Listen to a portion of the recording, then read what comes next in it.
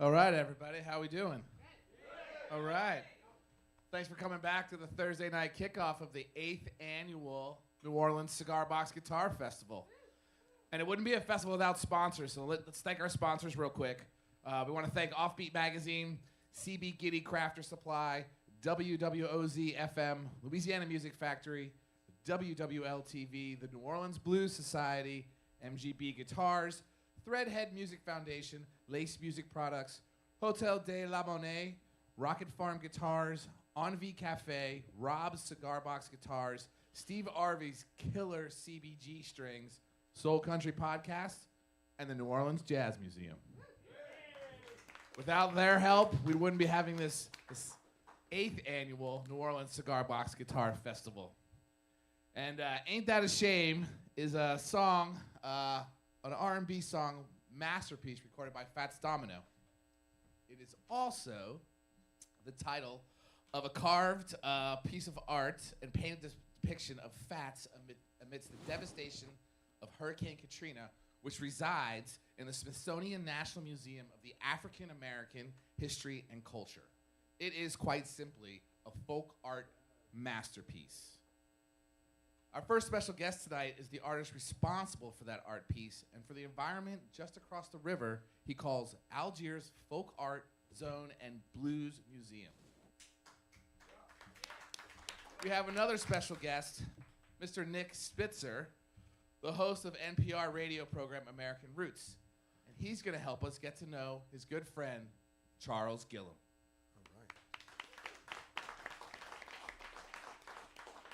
Well, all right. Good to see you folks here. We come here fairly often to do American Roots Live, and I love the room, love the folks that work here in the museum. So it's pleasant to be here with you and be with everything you represent with the interest in the handmade, homemade instruments, whether cigar boxes or maybe slightly larger. Just great thing to see here in New Orleans and from around the South that most folks come from. I met Charles Gillum, I'm thinking around 2001 when we were a few years into the program, and I had heard about a man who was searching the Mississippi River for driftwood so that he could make carvings of the faces of blues people. And I thought, oh, that was just too many facts in one spot for me not to go find that out, what's going on. And so I went to see Charles, and we got to walk around the river. His house faces the levee in Algiers Point, and found some wood. And then he showed me what he was working on, which were all these faces of musicians, men and women. And it ended up being his blues museum. And it's not like the kind of blues museum you'd go to in some major cities that have blues museums, which I enjoy them. You know, they're filled with facts and photographs and that sort of thing. But these were faces. These were faces. And if it was Billie Holiday, she had earrings and a scarf. You know, if it was Muddy Waters, maybe a little bit of a shirt. And, you know, sort of penetrating eyes made with marbles. And I think it impressed me that all these people, all these faces were in a small room, maybe about half the size of this stage. And so you weren't being asked to learn the exact history of everybody, though there are many there with their names. You were asked to sort of have a spiritual gathering with them. And I thought it was an effective way to think about the people, because his passion for them and the music, and then his abilities as an artist, you know, put that out to you, and that museum is still there. But I want to ask Charles to take us back. Take us back to his youth growing up, you know, in the Ninth Ward. Tell us a little about your family and what was around you, Charles, as you grew up.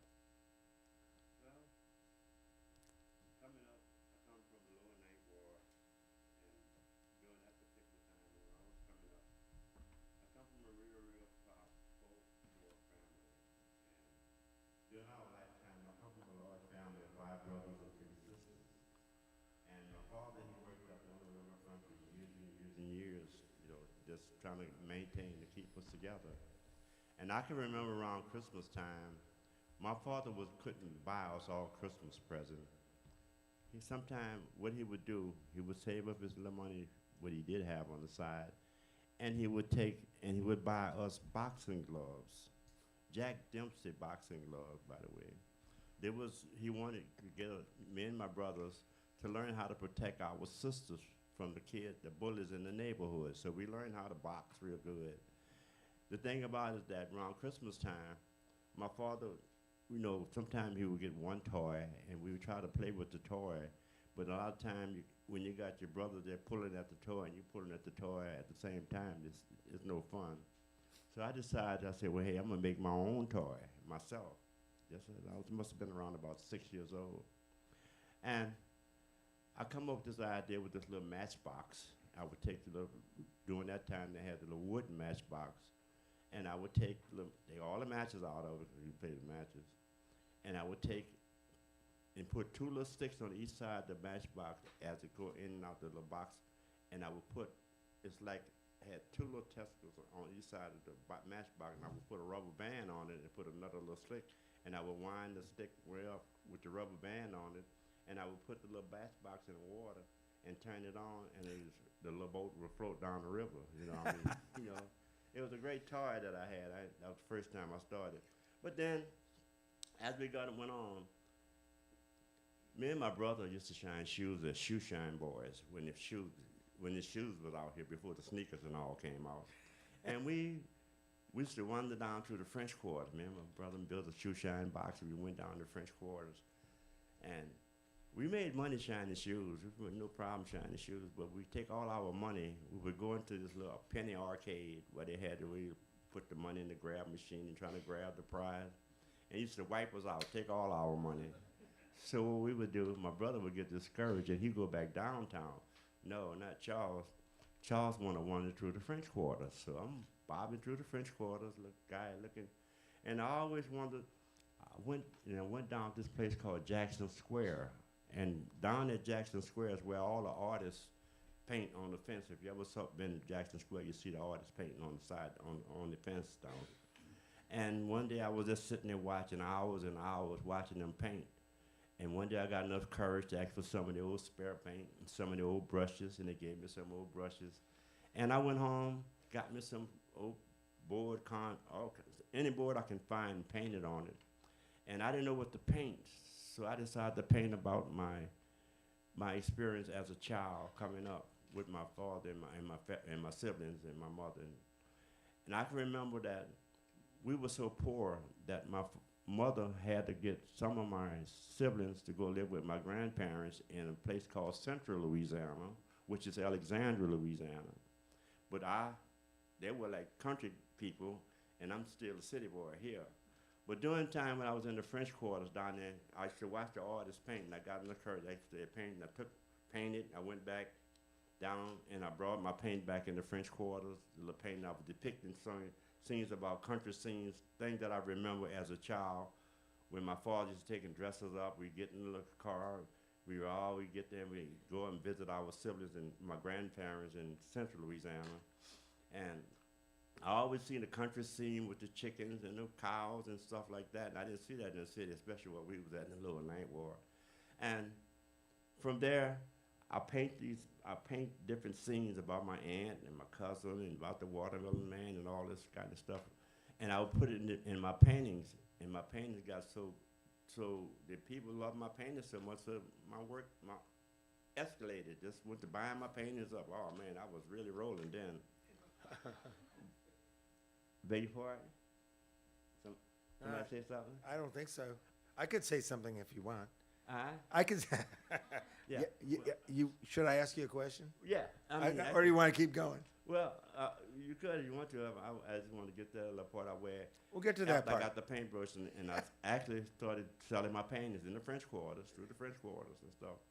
During that particular time, I think the House of Blues was just opened up here in the city. And I was at one of these little galleries. I think the gallery, it was called Barrister's Gallery. Mm-hmm. Gallery that came in. Great gallery. But now you're a young man. Now you're a young man. I'm growing up now. Yeah, you're all grown up, actually. Grown up. Yeah. So when House of Blues came here, they asked me, could I do any wood carvings? I said, sure, I can do wood carvings. I have never done any wood carving before. what they did, they gave me a picture of Charlie Patton, one of the blues characters, Charlie Patton. And I looked at the paint and said, I can do this. I went home, got me a piece of driftwood from the river, driftwood. Got there, got me I was using a beat out chisel and a ball peen hammer. And I carved this face of Charlie Patton. And when they went, I took it back to the House of Blues and they looked at it. Every House of Blues had to have one of these little heads in the House of Blues around the country. So every House of Blues that you go through, you can see my work in the House of Blues. You did mass production for them. You did mass production for the House of Blues. Yeah, that was a great start. Now I got famous, but I didn't get rich, y'all. You know, well, my purpose wasn't to get rich. My purpose was to get out there and get known, to show people that here's a guy that comes from the Lower Ninth Ward, wandered through the French quarters, got people to believe in my artwork, and really escalated my artwork into. I really took a real fine passion to just dealing with folk art. I was a wood carver. I was in Jazz Fest 20 years carving. And over the years, I just developed a reputation that I've been doing this so much that I think I'm real good at it. But see, recently, I had eye surgery. I had 2 eye surgeries, so I'm really recuperating back, trying to get my eyesight back together. But in the meantime, while I was recuperating, I decided to come up with this idea. That was last year. I decided to say, well, hey, if I can't do my art like I used to do my artwork anymore, what I'm going to do, a guy that make a living off his art, what I'm going to do now. And I prayed, and I prayed, and all of a sudden something came to me and said, you know, no, a friend of mine, one of the guys that came to the museum, I never know him, just one of the tourists who came to that. They told me, he said, Charles, he said, I'm going back to Chicago, I think it was Chicago. He said, I'm writing a book. He said, when I write this book, I'm going to send you a copy of it. He said, when you get this book, he said, when you read this book, it's going to change your life forever. That's what he told me. I said, what this guy is, you know? So he sent me this book on how to make cigar box little guitars, okay? His name was Robert McNair. He's the owner of, you might have heard the owner of his name. He has this website called Red Dog Guitars. I don't know if you heard about Red Dog Guitars. It's all, you can go online, it's Red Dog Guitars. And this guy was so inspiring to me, so I said, well, hey, I'm trying to put the guitar together myself, trying to make me a guitar since going through this eye surgery. So I started reading. I said, well, I can't read this because my eyes were going bad at the time. I decided to use my own imagination on creating the guitar myself because a long time ago, from the Lower Ninth Ward, we used to live right across the street from this. Y'all might have heard this guy. His name was Fast Domino. Okay, we grew up with Fast Domino. My dad played with Fast Domino for a little while when he came in town. But I guess he wasn't that good enough, so they kicked him off on the side. Because see, we had a church right across the street from Pastor Domino's house. And my dad played the guitar at the church.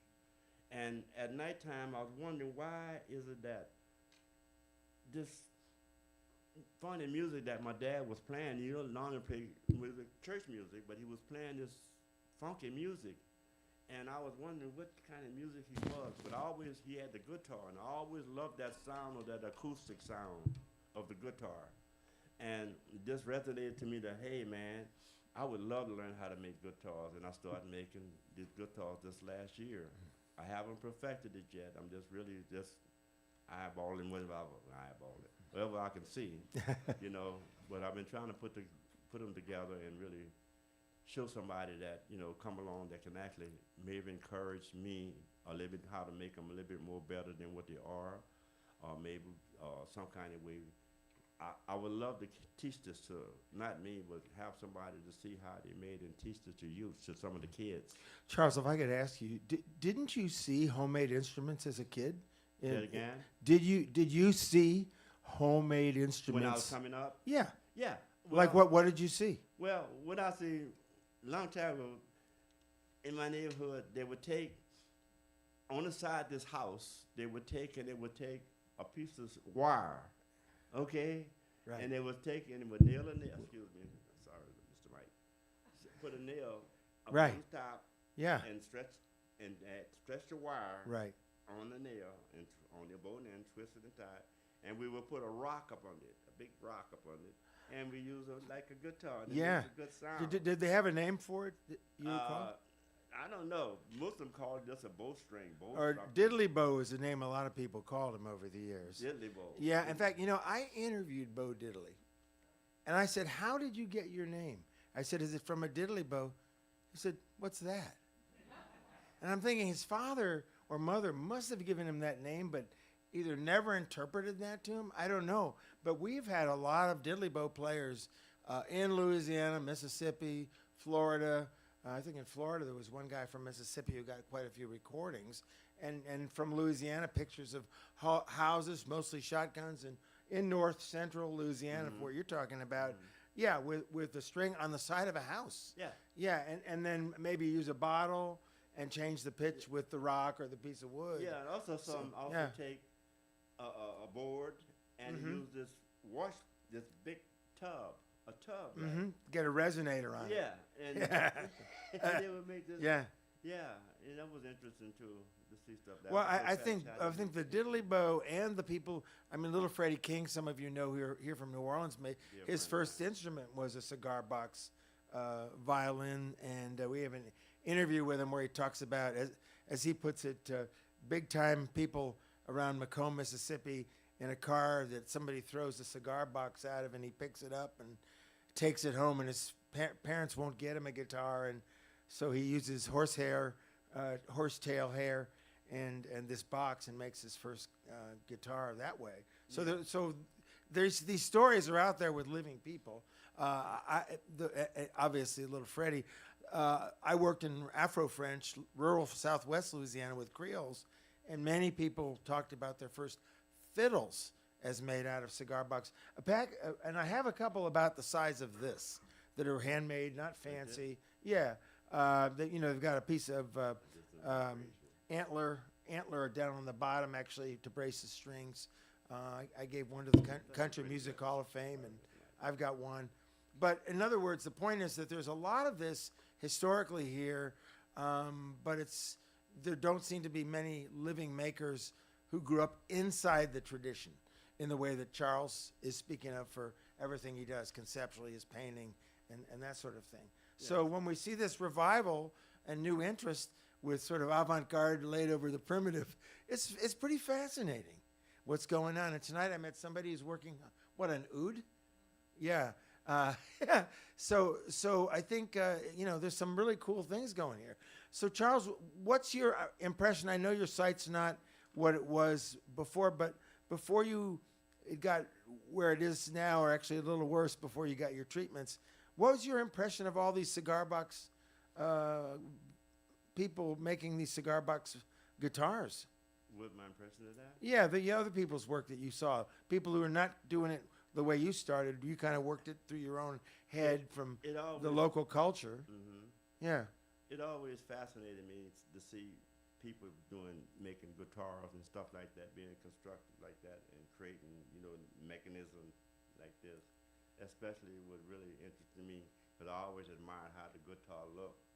It's a beautiful guitar, and then I always look at the tuning keys, and I look at how they have design and stuff like that. And it was so fascinating to me, man, to see that kind of stuff. Mm-hmm. What have you learned since you kind of came back to cigar box instruments? What have you been able to do that makes them better as you go? I know you're always a perfectionist. You're always trying to make everything better all the time. Yeah, matter of fact, the first one that I did make, my first guitar that I made, I saw it to Nick.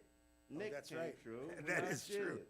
Well, I wanted The to first encourage you. guitar. No, it's beautiful too. Yeah. It hangs in our That was studio. just a tryout. I had just started. I said, Yeah. hey, you remember that, Nick? Yeah, I remembered it, and I That tuned one, it up, and I thought, this It is was all so right. And see, from that point, it was a challenge for me. Yeah. Okay, it was a challenge. I said, well, hey, I got a guitar. I'm making a guitar now. Yeah, And yeah. I said, well, wow, it's great. It's great. Right. I created something, a musical instrument, but I wanted to make it better. I want to make it better. So what I did, I took advice from different people. Matter of fact, Mr. Collins gave me a great advice. one of the great advice I could have ever had in making this guitar, really. That was to show me how to make the neck of the guitar strong without it breaking and flimsy and stuff like that. The process that he did, and it was so simple, you know, but to show you how simple it was. And after I followed the instruction what he told me how to put it together, I found out that it really, really improved my guitars even more, and it made me want to improve them even more, to the point that I have my guitars. But the thing about it, what I really want to learn more than anything else is how you put that fret thing on here. What's the fret? You see, my frets are just painted, most of them on it. But how do you do that? Now, I had an idea about with my guitar about making a fret.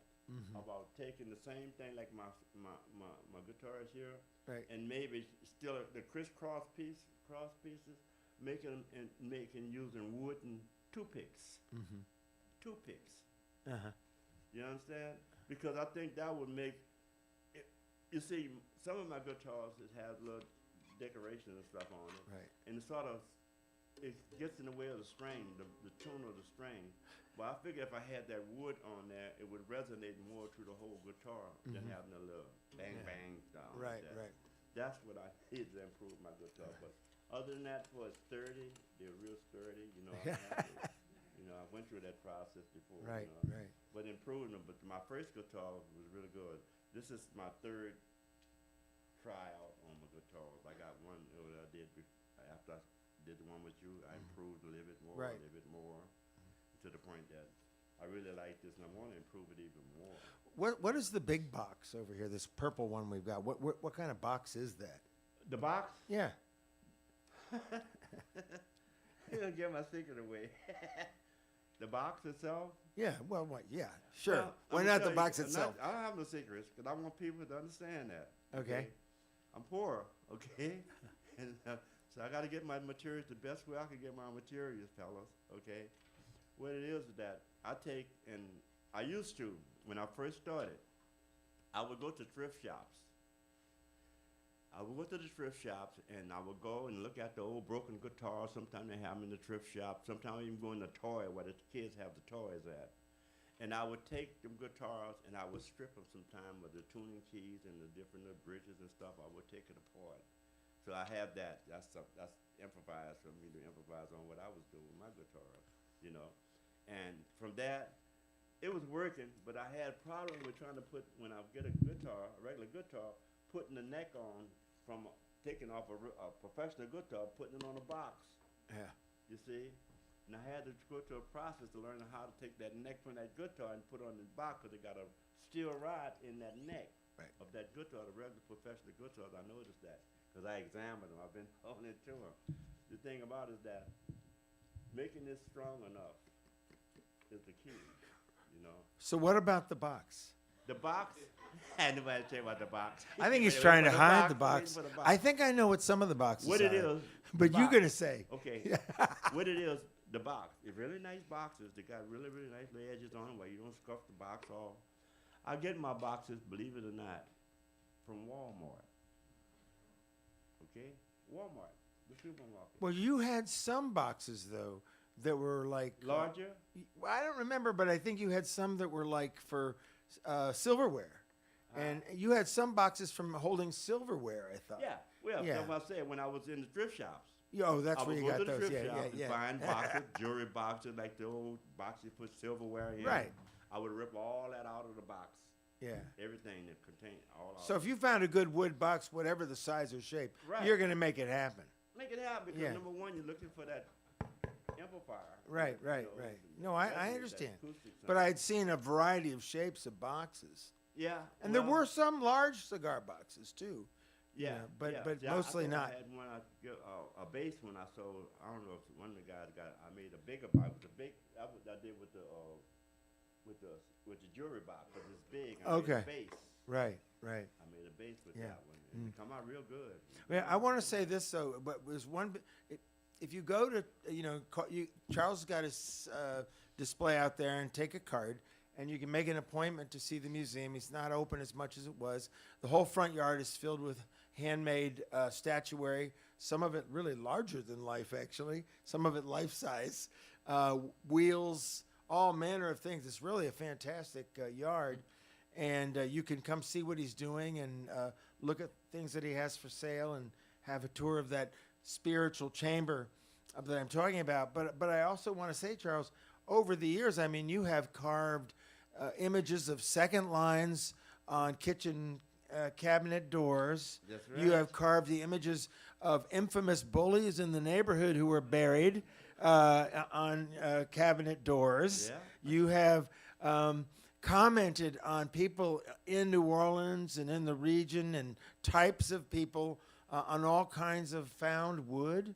And you have made incredible masks of people like Professor Longhair and a number of others. Jane Booker. Yeah, Booker, yeah. And I mean, the work is amazing. And you know, he's got a good collection of followers who gather the material and tell people to go there. And it's just a great place to go. Yeah. And get that card and the number. And Susan, are you here?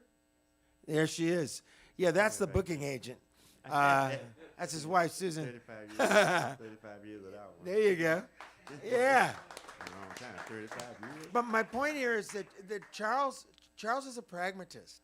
I mean, he follows things that he thinks people will be interested in and things that he's interested in. Yeah, And he documents them in his own way of thinking that he began just fighting with his brothers Right. to be a little different and to document the life between city and country. Yeah, yeah. Got you thinking. Yeah, you know, and this all part of my travels and dealing with people. Like I said, you know, we all have guardian angels, man. You know, we don't know what form they're coming into, but I do believe that a lot of my success is by guardian angels coming in my life and coming into my space, and really, you know, supporting me what I'm doing here, and really appreciate my work over the years. And my work just escalated to the point that it's all over the country now. You know, I mean, it's a great feeling, you know, with like when you get to a point like that, coming from where I come from to the success that I have come to where I'm at now, you know, it seems it's like different because, you know, you say, well, wow, man, look, I made it from one side to the other side.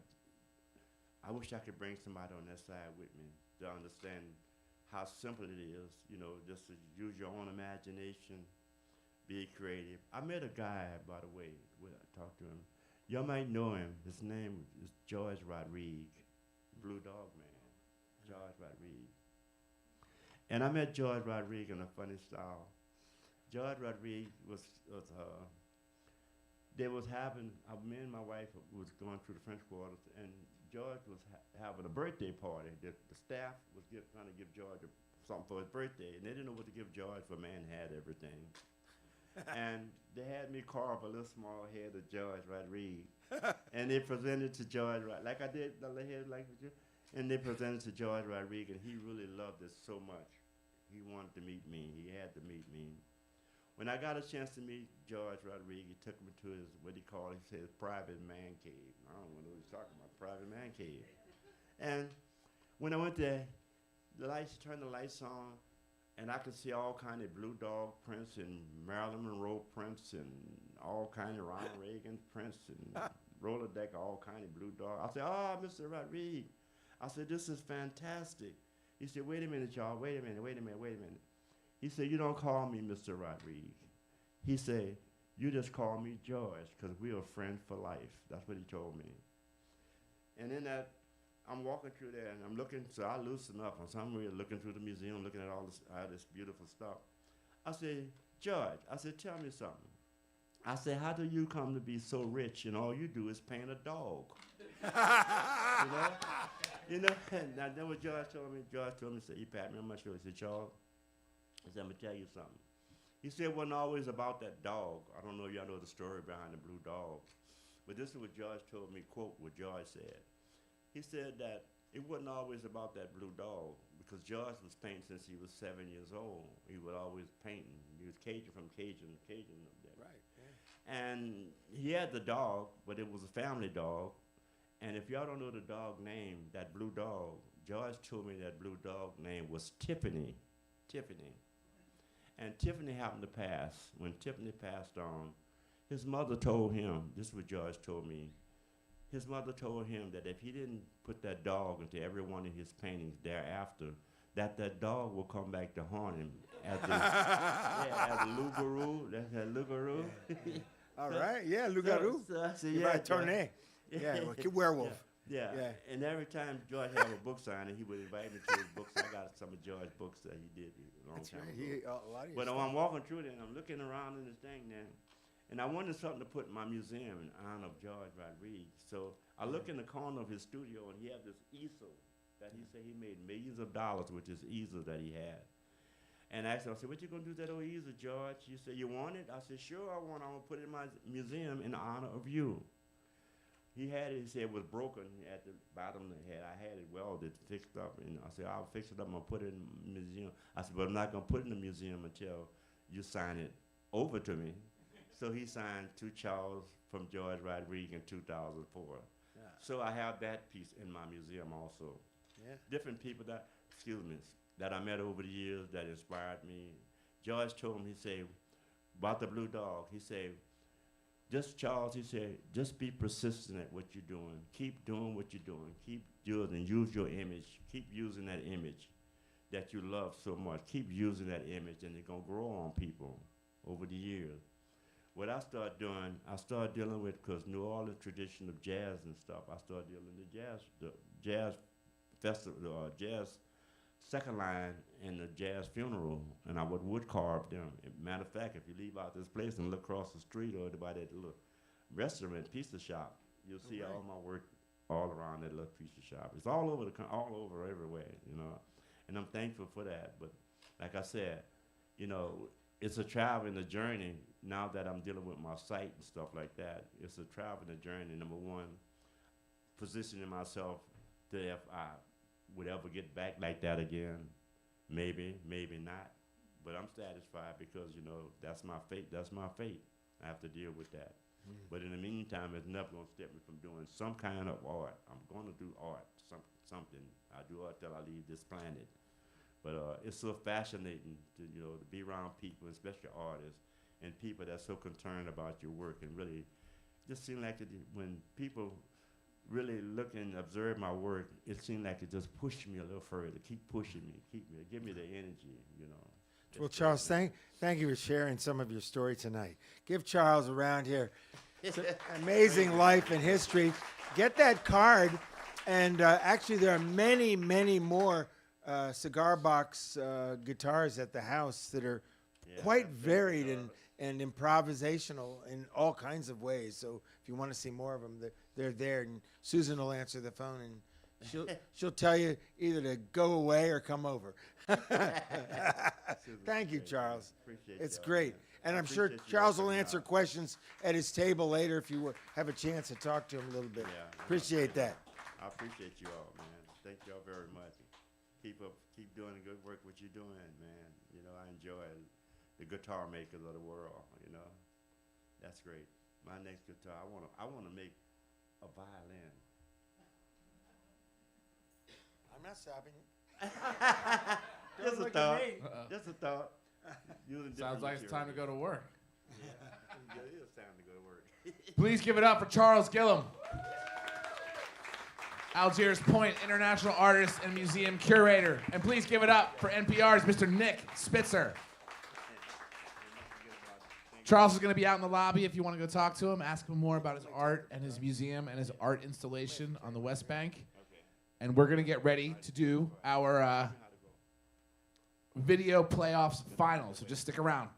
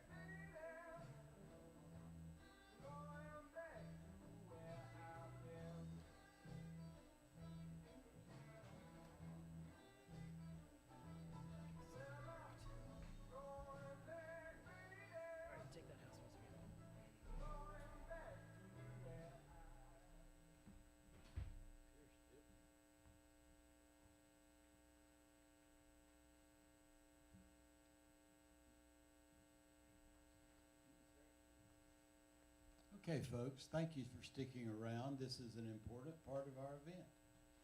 We're going to vote here in a few minutes. You're going to witness the top 10 of the several dozen videos that we received from around the world. We had a group of grizzled music business professionals that looked over all of our submissions and narrowed it down to the top 10 that you'll see tonight. You will see them in the order they appear on your ballot. You have a little area there for you to create your scoring however you want to do it, or if you just want to remember them. And then in the right-hand column, the only marks we need to see are your choices for the top 3. You do not have to enumerate them or rank them. You merely have to choose your 3 favorites. The act that receives the most top 3 votes will be the winner, and on down the line. We have so few people here, your votes are very important. They are very meaningful. And so we are going to show the videos, and then we'll have a brief recap. At the end, you'll see a few seconds of each one to remind you of whether you liked them in the top 3 or not. Very simple. We appreciate your participation, and I know that these people appreciate it as well. Enjoy.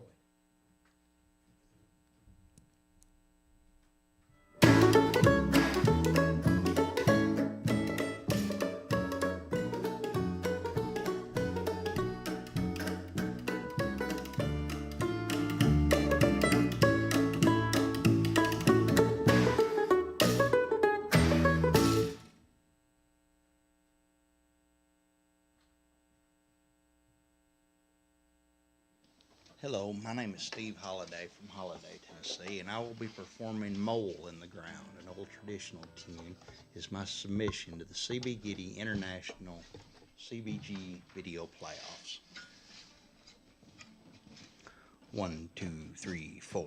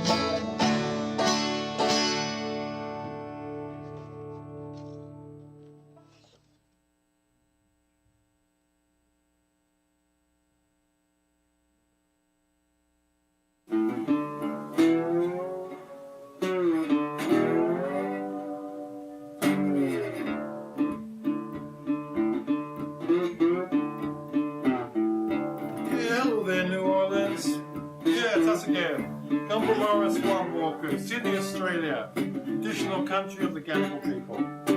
We're here with our song this year for the CB Giddy International CBG Video Playoffs. It's called 9,000 Miles from New Orleans.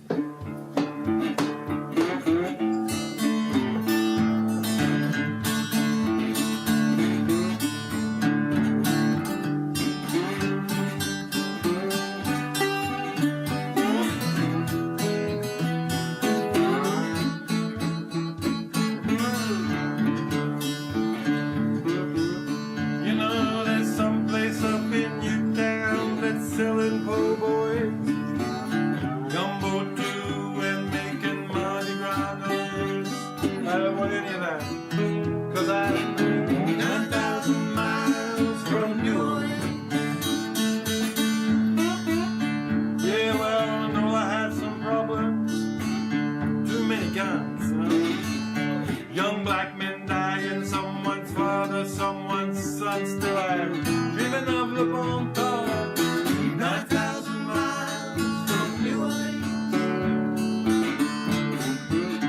Well, you might tell me Americans falling down, full of extremists and angry clowns. I can't deny it, it's plain to see, but you know, somehow New Orleans is still calling me. Here goes calling.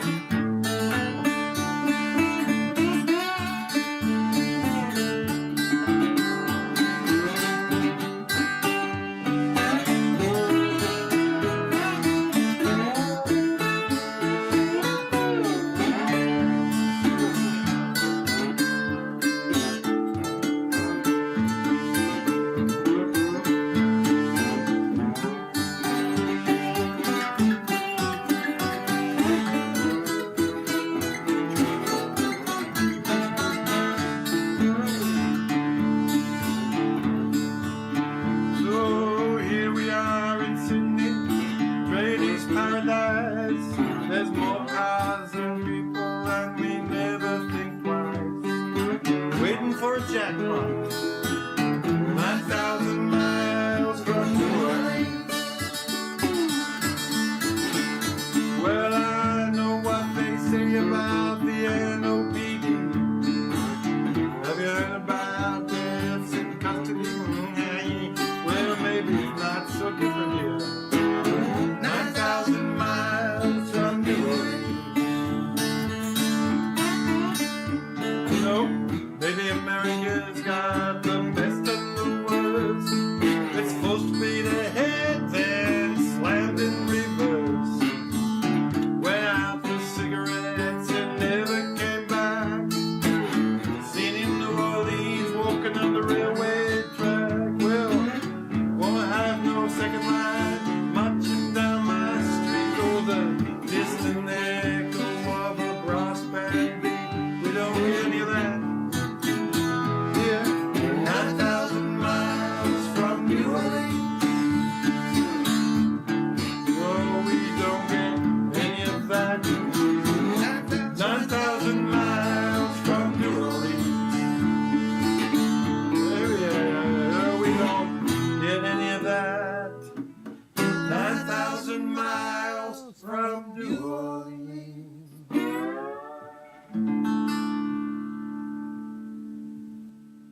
Thank you.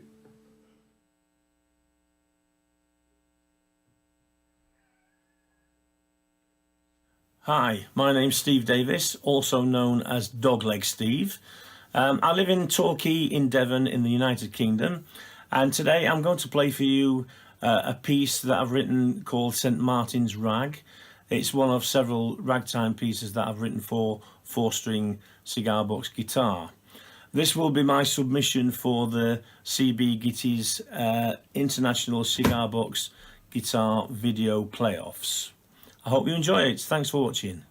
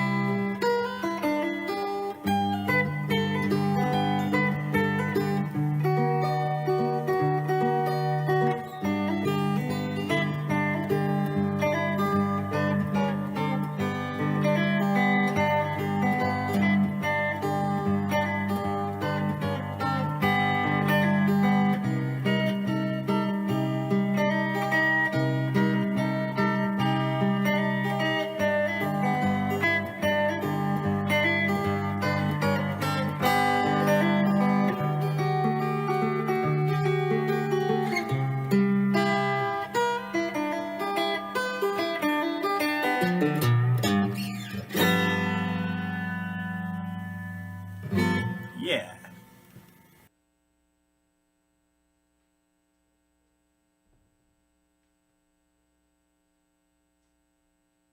We are Cigar and these little toys from Milano, Italy, and we will be performing Fama Balla as our submission to CB Gitti International CBG video play off.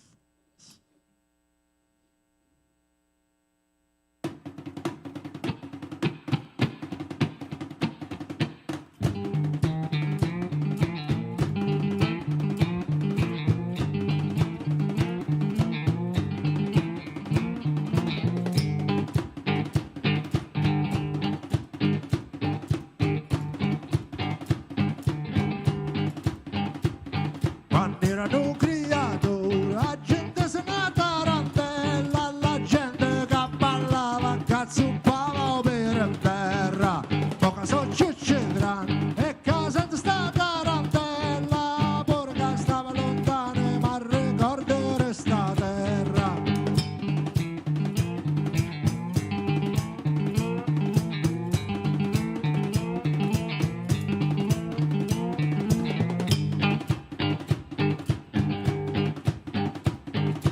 Girano un Sant'Antonio che suonava la organetta, la gente che cantava e si passava la fiaschetta, poca so ciucci grandi e che sente sta organetta, pure che stava lontano mi facciano dire alla fiaschetta. Fammi ballare, fammi ballare, fammi ballare, fammi ballare, fammi ballare tutta la notte insieme a te. Non mi scuccia, non mi scuccia, non mi scuccia, non mi scuccia, non mi scuccia, non mi voglio sciacquarcare.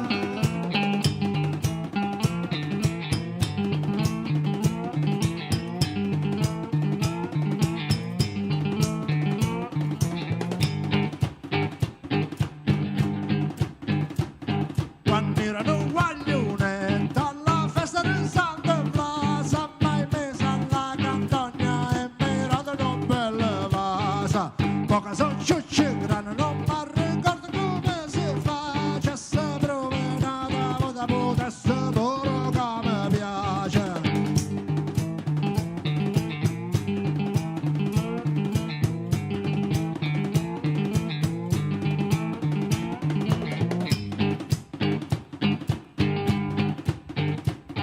E gira la cumara che faccia la recchiatella, con zucchero pezzente e una grattata di formaggella, e poca so ciucci grandi e che mangia la recchiatella, pure che stava lontano ma ricordo resta terra.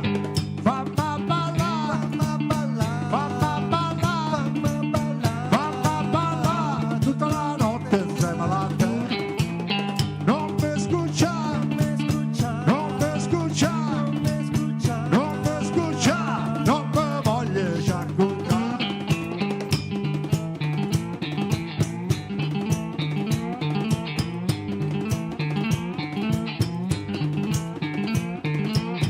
Fammi ballare, fammi ballare, fammi ballare, fammi ballare, fammi ballare tutta la notte insieme a te.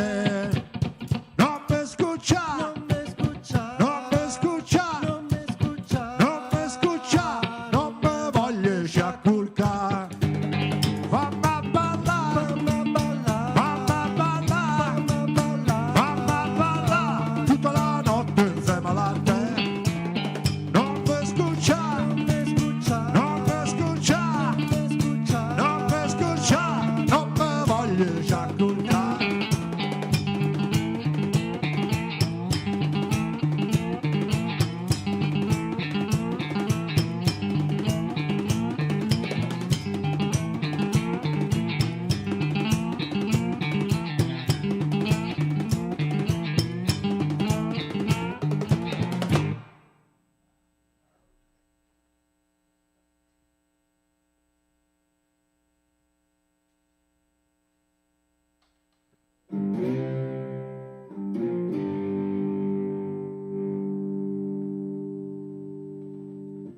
Hi, I'm Luciani Wood from Reims in France. And I will be performing Morphia as my submission onto CBG's Gitty's International CBG Videos Playoffs. And I play on Rob CBG. And after this introduction, you will see the video clip realized by Jack Deepdale and with Olivier Zitoun-Leclerc on drums and Sébastien the Cross Delcroix on harp. Enjoy.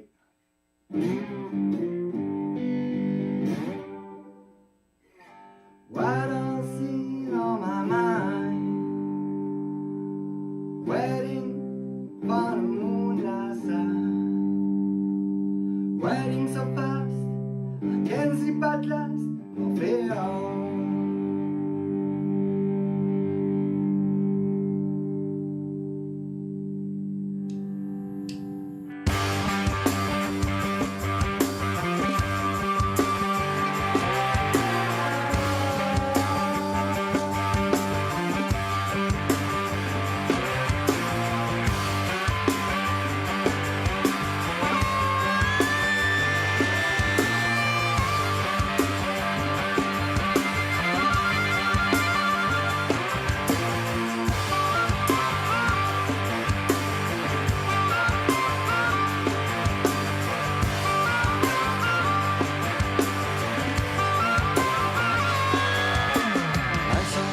Factory on strike, would you be?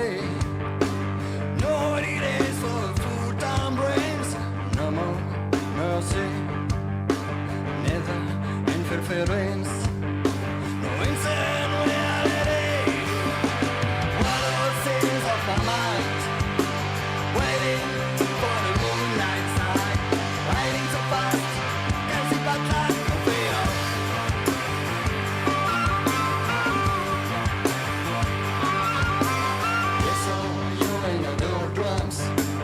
Wandering through the bunnies. Instead of cutting on into questions, you better let on to single plates. The matter says blood effect.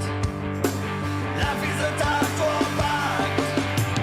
What all sins of my mind, waiting for the moonlight side, riding so fast, can't see but life for fear.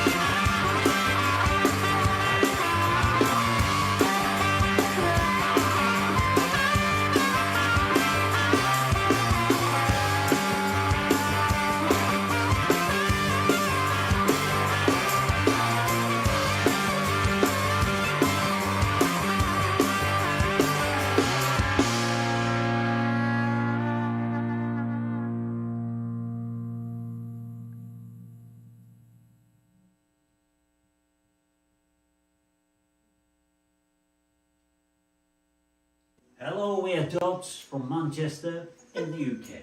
And we will be performing Future Blues as our submission to CB Gitty's International CBG Video Playoffs. And that's a mouthful. I'm going to be playing the three-string Cigar box. I built this onto a Camacho box and it's tuned to the key of A. I am playing the modular synthesizer, which is controlled by this little controller that I handmade out of a Camacho cigar box.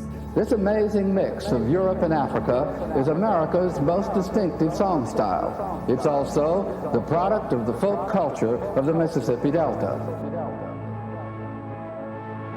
Today the blues have gone electric, gone urban, and belong to the whole world. And that's fine. But I'm worried because the folk culture that produced the blues has almost disappeared. The wellspring that's given the world so much is drying up, neglected, misunderstood, and unheard. So today, we give a platform to this vital folk culture and its creators.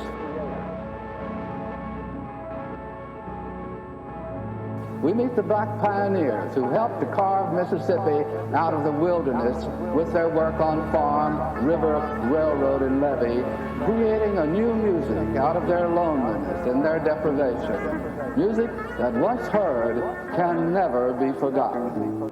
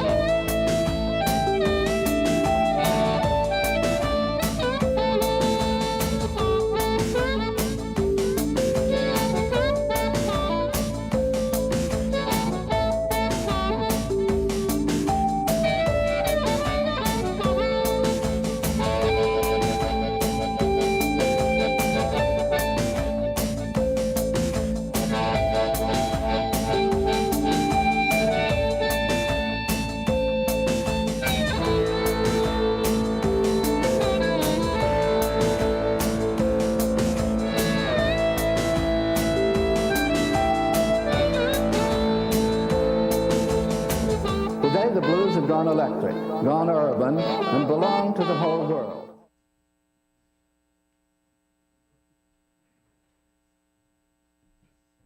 Hi, I'm Papa Chris Freeman from Winnipeg, and I'll be performing If You're Gone as my submission to CB Giddy's International CBG Video Playoffs.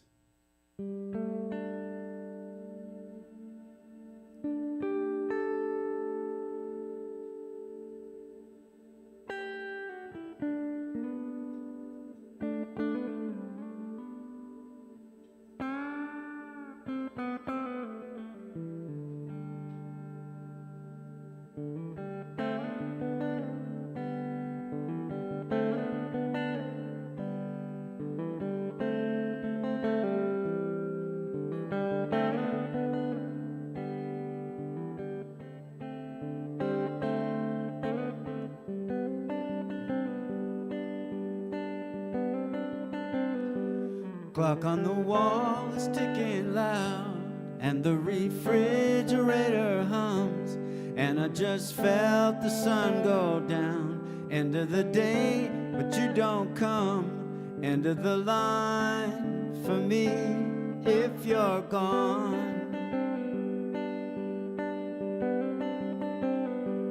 Maybe I'll pour a glass of wine, maybe I'll turn the lights down low, and I'll think back to better times, and I'll pretend that you won't go. End of the line for me if you're gone.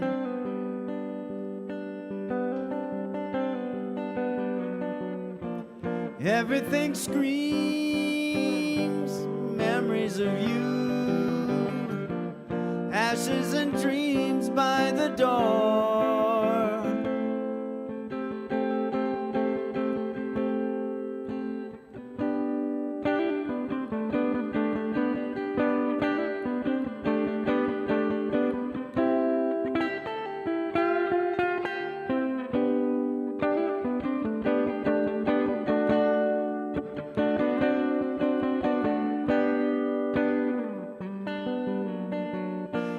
Everything screams memories of you, ashes and dreams by the door.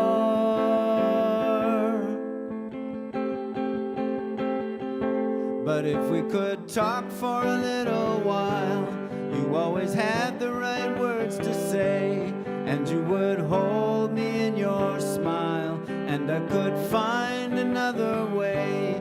End of the line for me if you're gone. End of the line for me if you're gone. End of the line for me.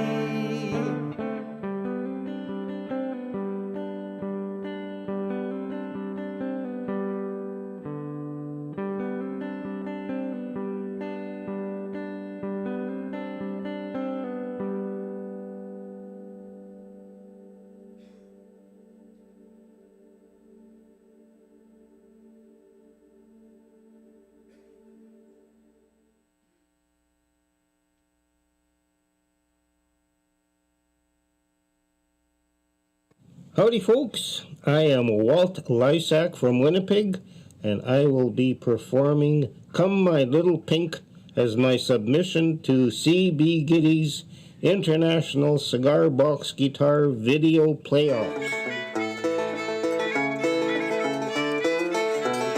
Oh, I used to think you're the prettiest little pink that ever the sun shined on.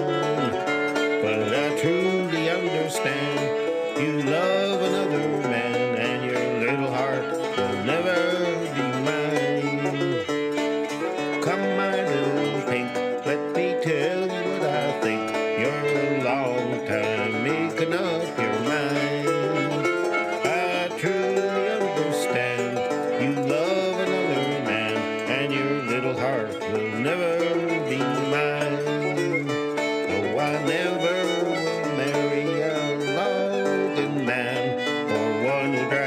four-horse team. I'm going to marry me a handsome big man who rolls the wheels of steel. Remember the thoughts you told me, little pink, when we sat on the hillside to rest.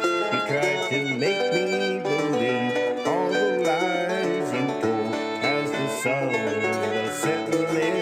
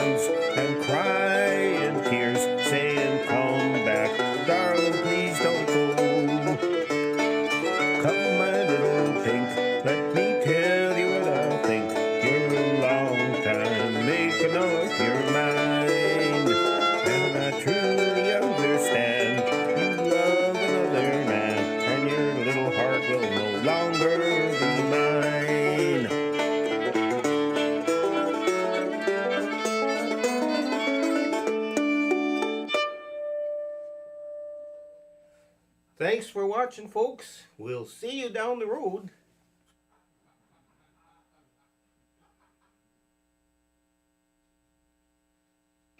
I am Rodrigo Cardoso from Fortaleza, Brazil, and I will be performing my song Countertempo, submission to CBG's International CBG Video Playoffs. My Cigar box guitar, resonator, 3-string, fretless with slide. I love blues. I love Cigar box guitar.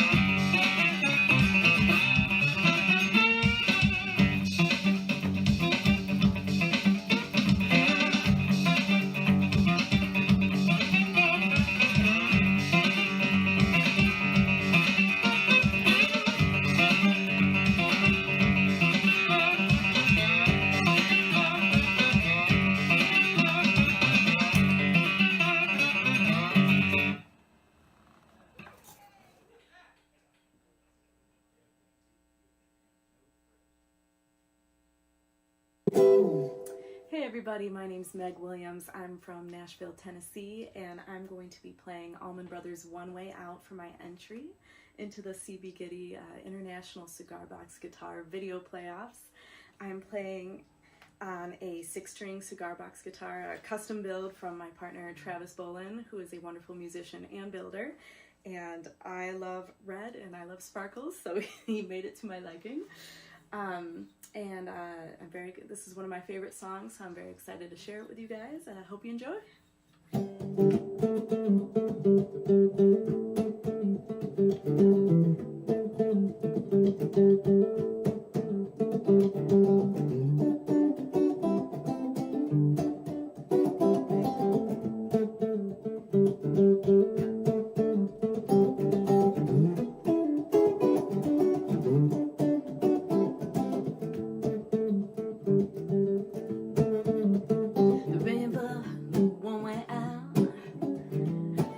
Just can't go out the door. Remember, one way out.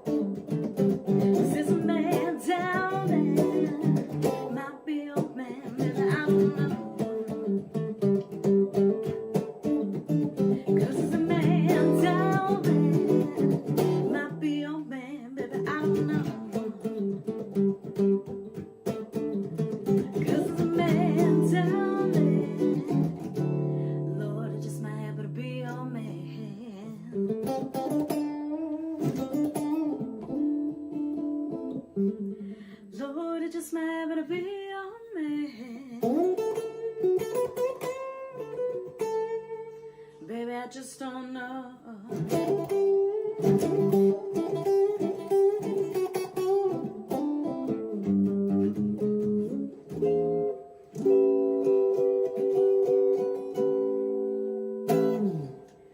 right, thank you guys for listening. Hope you enjoyed it.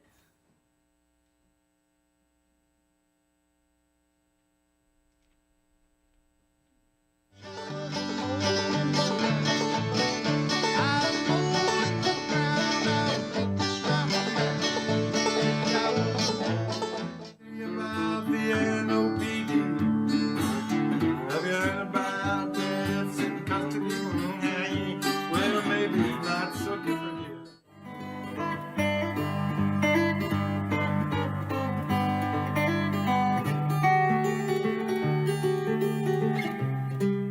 Lontano mi faccio notare alla fiaschetta. Fammi a ballare, fammi a ballare. On my mind, waiting for the moonlight side, waiting so.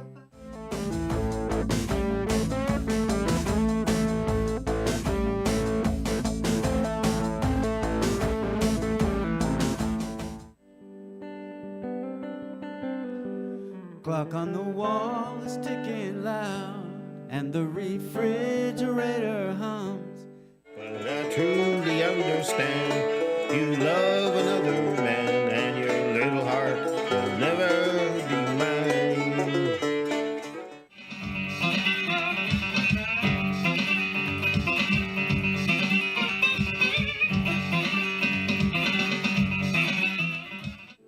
Cause the man down there might be your man, but I don't know.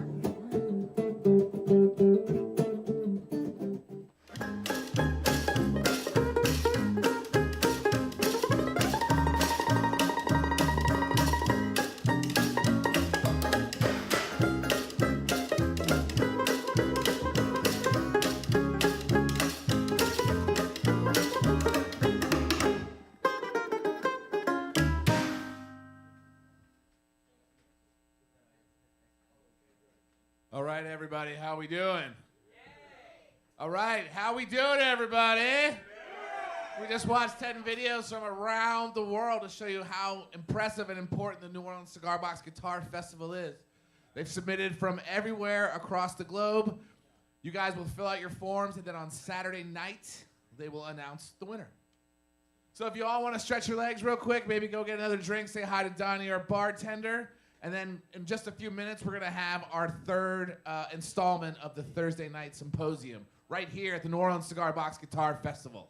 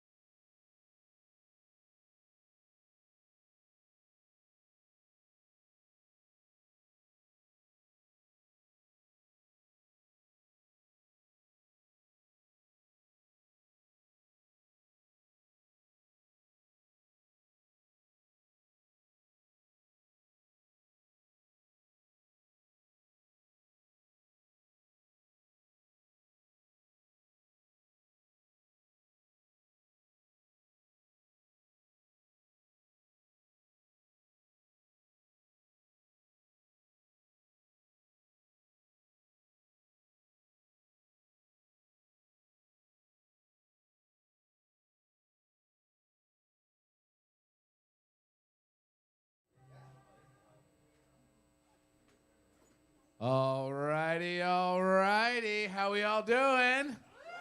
Yeah!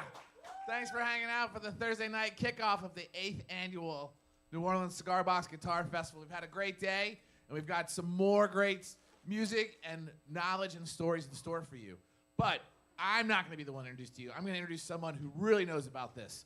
The man I'm going to introduce is a man who is very familiar to all different styles of music. He takes deep dives into blues, country, gospel, soul, R&B.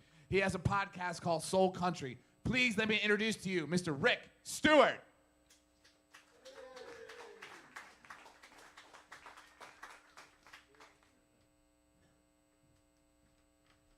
Evening, everyone. I want to lead this off to introduce Chris with a little bit about him and his book. The blues confuses us with its many meanings and origins shrouded in myth. In fact, numerous locations have claimed to be the home of the blues. Decades after New Orleans seemed to have evolved the music and culture from its Afro-Caribbean roots and shared it by river throughout the U.S. as it became a ubiquitous element of popular music. The important 2021 book by Chris Thomas King, The Blues, The Authentic Narrative of My Music and Culture, sets the record straight on New Orleans Creole community's blues legacy, with an overdue look at the music's early history. Chris brings a broad-based entertainment media perspective, having grown up in the blues scene of Baton Rouge and acted on the silver screen for the Coen Brothers and Vim Vendors, among others. His impressive 4-decade recording career includes a debut on Chris Strackwitz's Rootsy Arhoolie Records and 21st Century Blues from Da Hood in 1994, as he began to pull the genre into the future. At the turn of the new millennium, his cover of Hard Time Killin' Floor Blues, a 1931 Skip James composition, was pressed up over 8 million times in the U.S. alone as a part of T-Bone Burnett's produced Oh Brother, Where Art Thou soundtrack, leading to awards and a hugely successful series of shows. It was my distinct honor to have Chris as a guest on the 3rd episode of Soul Country, the podcast, during the 2022 Jazz Fest, as he discussed this little-told 19th century origin story. And with no need for a spoiler alert, I'm sure you will be enlightened to hear what he has to say and perform here tonight. Chris Thomas King, ladies and gentlemen.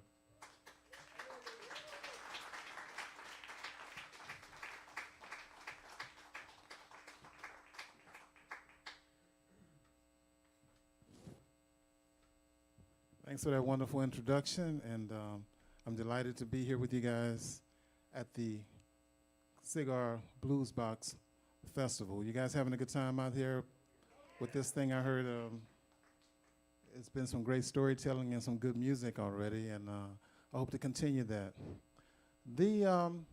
Tonight, I'm going to play some music for you. I'm going to play some guitar. I'm going to play some music on the piano. But more importantly, this is a chance for us to discuss the origin story of the blues as it came from New Orleans. And I'm not going to spend my time tonight trying to convince anyone that the blues came from New Orleans. I've been doing that the past year, and I haven't gotten any pushback. So people seem to agree with that. So I'll move the conversation along in 2024 and talk about some other aspects. So, and if anybody have some questions, I hope we have a little time at the end of the evening to do a little Q&A if I didn't talk about something you'd like me to speak about. And my eyes are not as young as they used to be, so I have to put on glasses to read some things. I'm gonna do an introduction, and then I'm going to read a little snippet from the book and try not to bore you a little bit with that before we get to singing.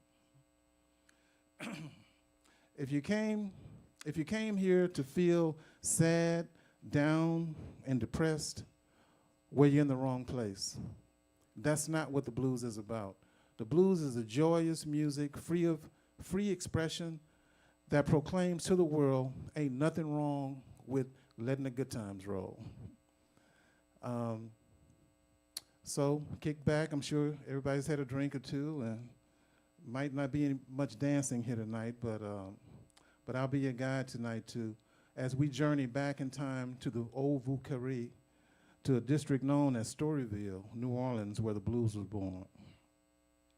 In old New Orleans, in the 1890s, the concept of respectability was very much in the air of the city.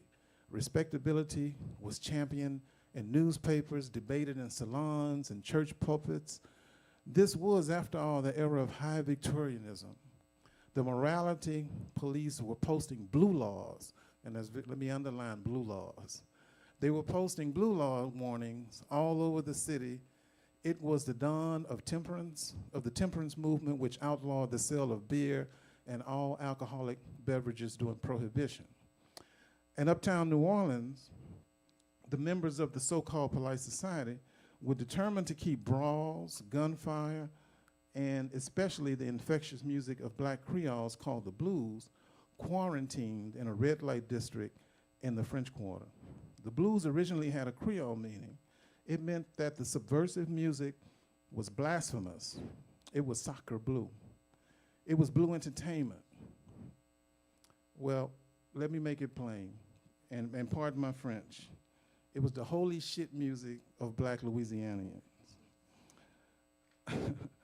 Uptown Anglo-Protestant immigrants seeking social control relegated the blues and pleasure-seeking bohemians to the vice district known as Storyville. Indeed, threats to decency were everywhere.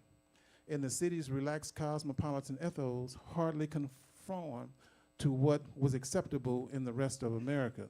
Thanks to its unique history, New Orleans didn't seem like it was a part of America at all. Founded as a French outpost in the early 1700s, the city had come of age under Spanish rule in the latter half of the 18th century. By the 19th century, French was still the dominant language spoken in the French Quarter. Storyville was established around 1897 and lasted until 1917. It ran from the old French Quarter in the center of town to Basin Street near back of town, a black neighborhood known as Tremay. The urban high culture, Creole culture that developed was something that the rest of the country soon came to regard with a combination of wonder, suspicion, abomination even. Enlightened New Orleans was emphatically unlike, say, Protestant Alabama or Mississippi or Georgia. South Louisiana still had a Spanish tinge. It was Catholic with a heavy dose of voodoo thrown in. As such, for an uninitiated outsider, it was an exotic, strange, and mystifying place where antebellum African guitars and drums at Congo Square were never banned. Music could be heard all hours of the day and night. Old New Orleans was a place where married men attended so-called quadroon balls, quote unquote, to find concubines, where voodoo rituals occurred in shanties and back alleys, and where even prominent politicians might meet in City Park to duel with pistols at dawn. In the city's notorious red light district, brothels specialized in all manner of interracial mixing and sexual practices, while narcotics and alcohol and the sound of the blues filled the honky-tonks and dance halls. We have all been told by folklorists and social scientists that the Mississippi Delta is the land where the blues supposedly began. Yet, after many years of research, I revealed in my book, The Blues, the Authentic Narrative of My Music and Culture, that's unfounded. I couldn't find any evidence. It was all a myth. And the fact is, New Orleans is the rightful birthplace of the blues, but more than that, it was built by the Mississippi River. Yes, New Orleans is the Mississippi Delta. I don't know why we don't call it a delta, but I'm still trying to. We're gonna talk about that. So tonight we celebrate the blues origins, and we'll begin, deep down south in the New Orleans, Mississippi Delta. And I'm gonna go off script right here. So when we talk about I set the tone right there for what was happening in this place. This was kind of, like I said, this was a city like no other in America at this time. And this place is, and what was happening, just to give some people an idea, when you hear me say the word blues, you got to understand that in the 1920s, the word blues and jazz are interchangeable, kind of like hip hop and rap is interchangeable today. You know, nobody argues about, well, that there's a difference between the two. Rap and hip hop, you're talking about the same music. However, prior to the word jazz really becoming fashionable, brought into fashion by the Dixieland Jazz Band, prior to that, that phenomenon happening, beginning in the late 19 teens, everybody from New Orleans referred to this music as the blues. Nobody called it the such and such a jazz. Jelly Roll Blues, Basin Street Blues, West End Blues. It was called the China Blues. It was called the blues for a reason. I could name 500 songs from New Orleans composers and performers with the word blues in the title. And so I'm told that a lot of times when I do these book talks, it's important to give definitions. So my definition for when I say the word blues, and what I found is that it came from an old blaspheme, a French blaspheme, sacre bleu. It can go back even farther, but it's a creolization of that term. And when you think about sacre bleu, and you think about blue entertainment, be it Red Fox or Richard Pryor as comics, or any even what goes on Bourbon Street these days.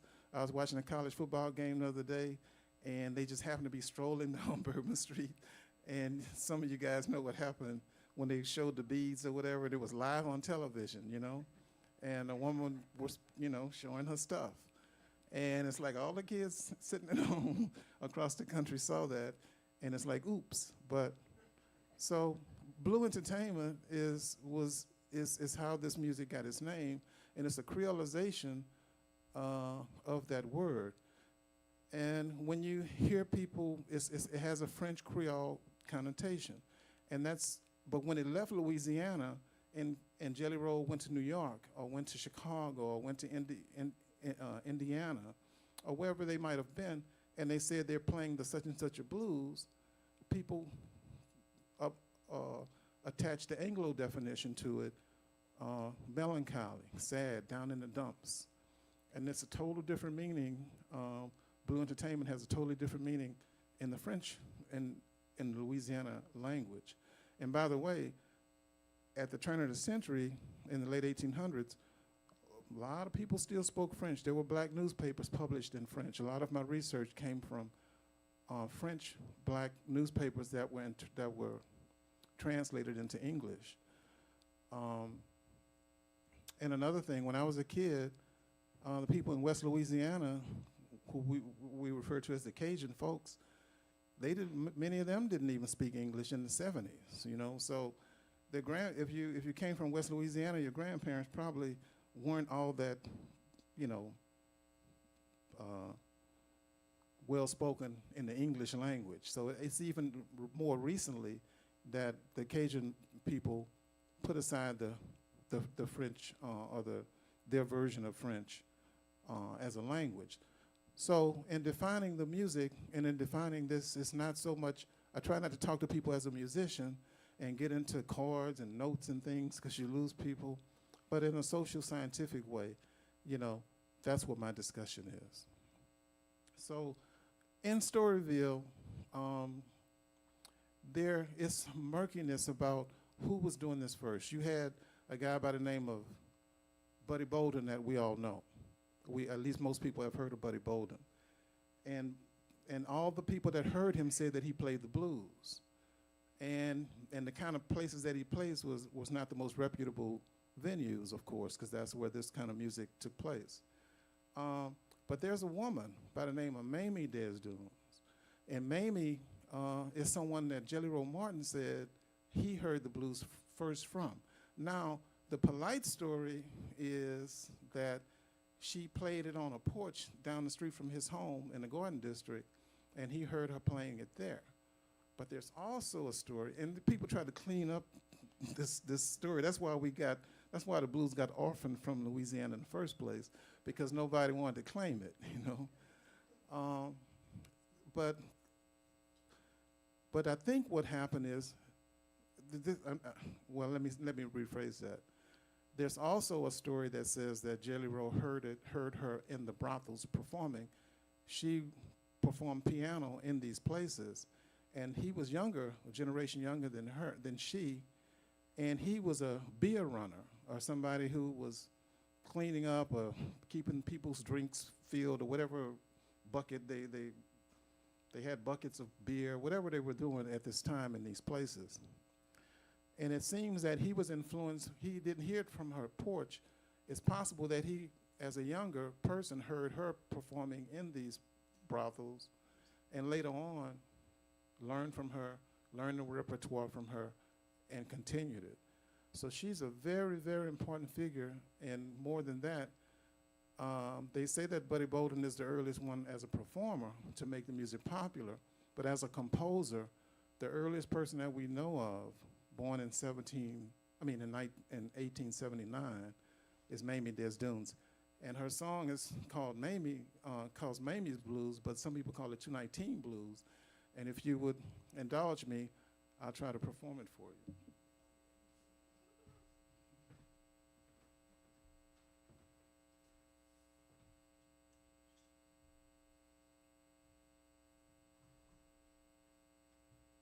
Now, they say that she performed this song with, they said that three of her fingers was it 3 fingers missing or 2 fingers missing? But basically she had a few fingers missing on her left hand. And so, not being a great piano player, I think that helps me out a little bit. You know?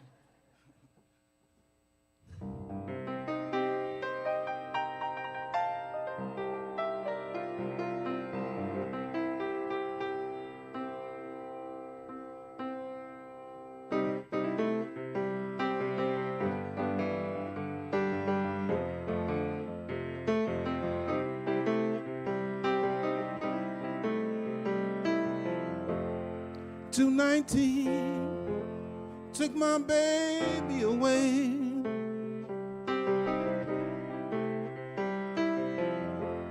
219 took my baby away.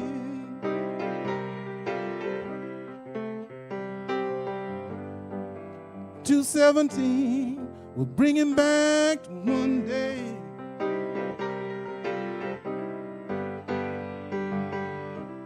She stood on the corner with her feet soaking wet.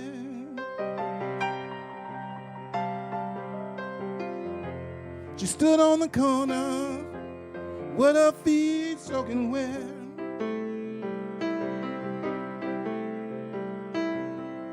Begging each man she met.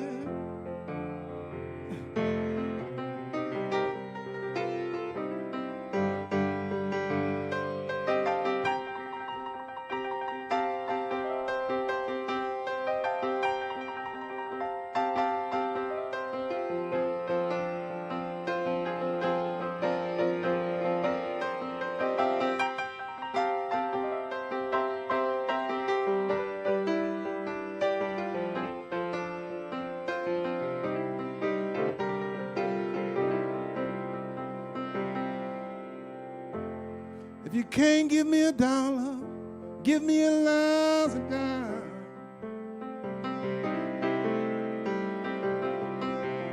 Can't give me $1, give me $1,000. I need to feed that hungry man of mine.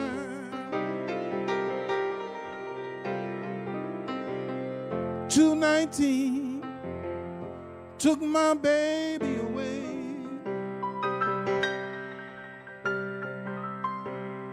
219 took my baby away.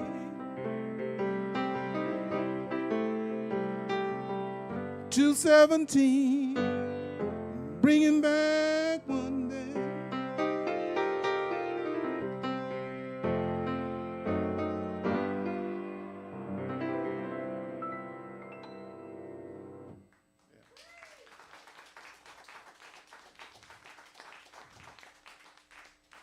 And there's another song that is very important to the origin of the blues.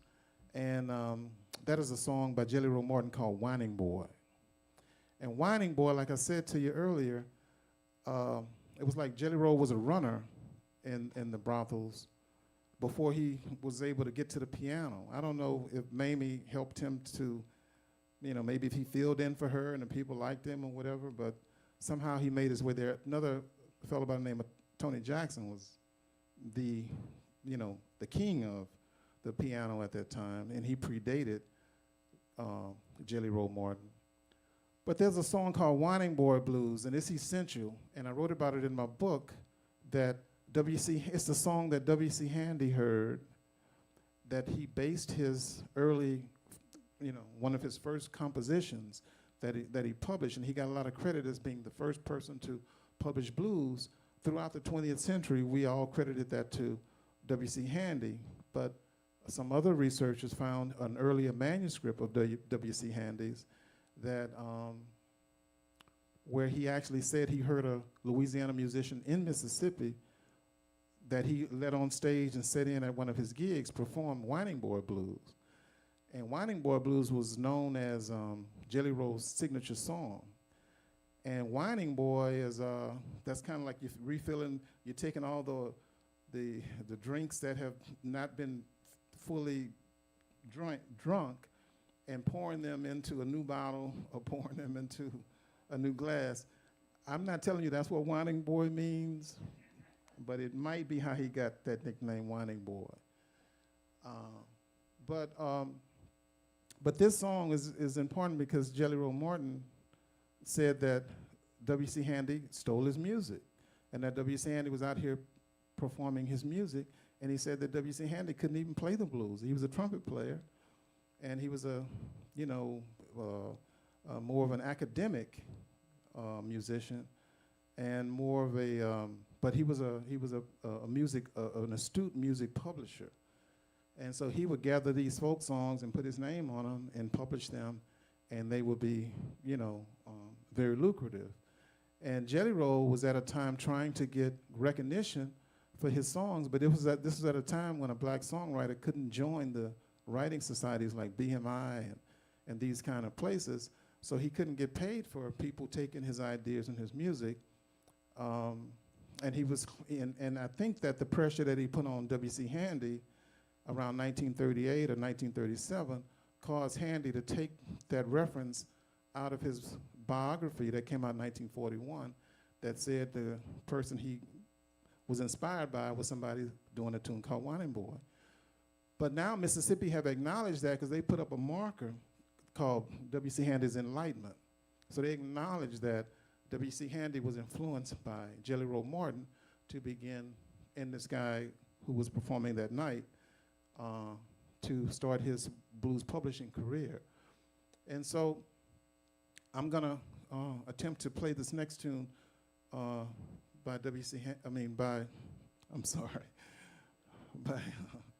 by Jelly Roll Morton called Whining Boy Blues.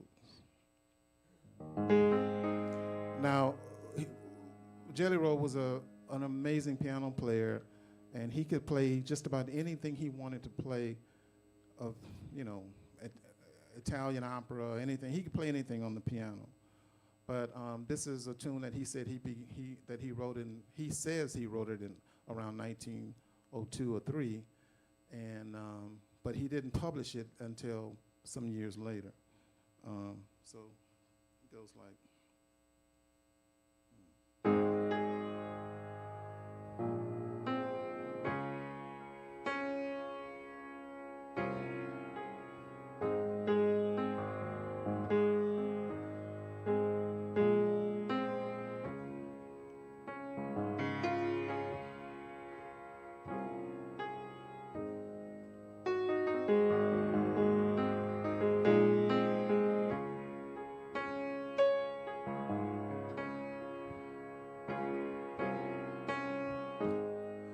Whining boy, don't deny my name.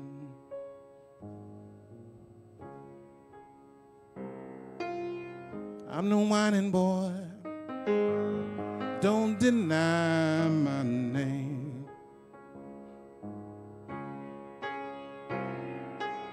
Yes, I'm the whining boy, don't deny my name.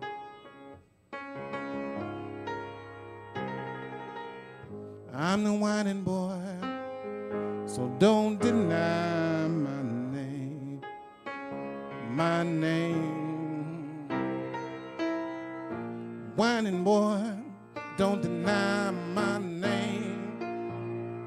Pick it up and shake it like a sweet staving chain.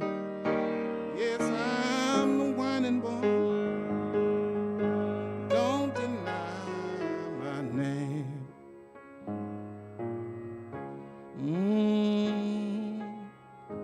Mama, mama, mama, look at Sid.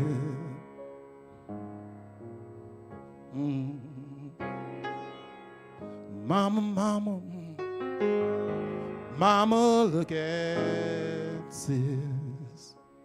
Look at sis. Mama, mama, look at sis. Just out on the levee doing the double twist. Yes, I'm the whining boy, don't deny my name.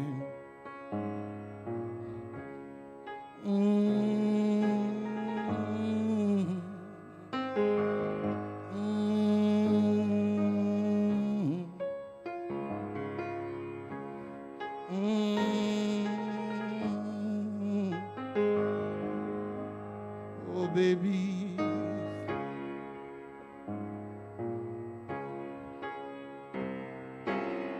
Yes, I'm the whining boy, don't deny my name. My name. Yes, I'm the whining boy, don't deny my name. Pick it up and shake it like a sweet staving chain. Yes, I'm the whining boy, so don't deny my name. Yeah, I'm the whining boy, don't deny my name. Yeah, I'm the whining boy, don't deny my name.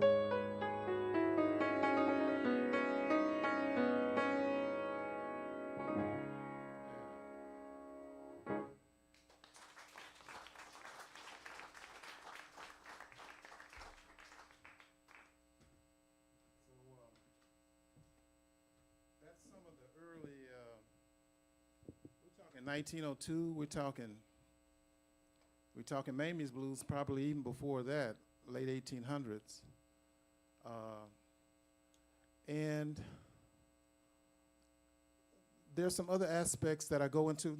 By the way, this is the book, The Blues, The Authentic Narrative of My Music and Culture. It's published by Chicago Review Press. And a lot of I tried not to improvise in the book like you would do as a musician and try to go off on tangents and things like that.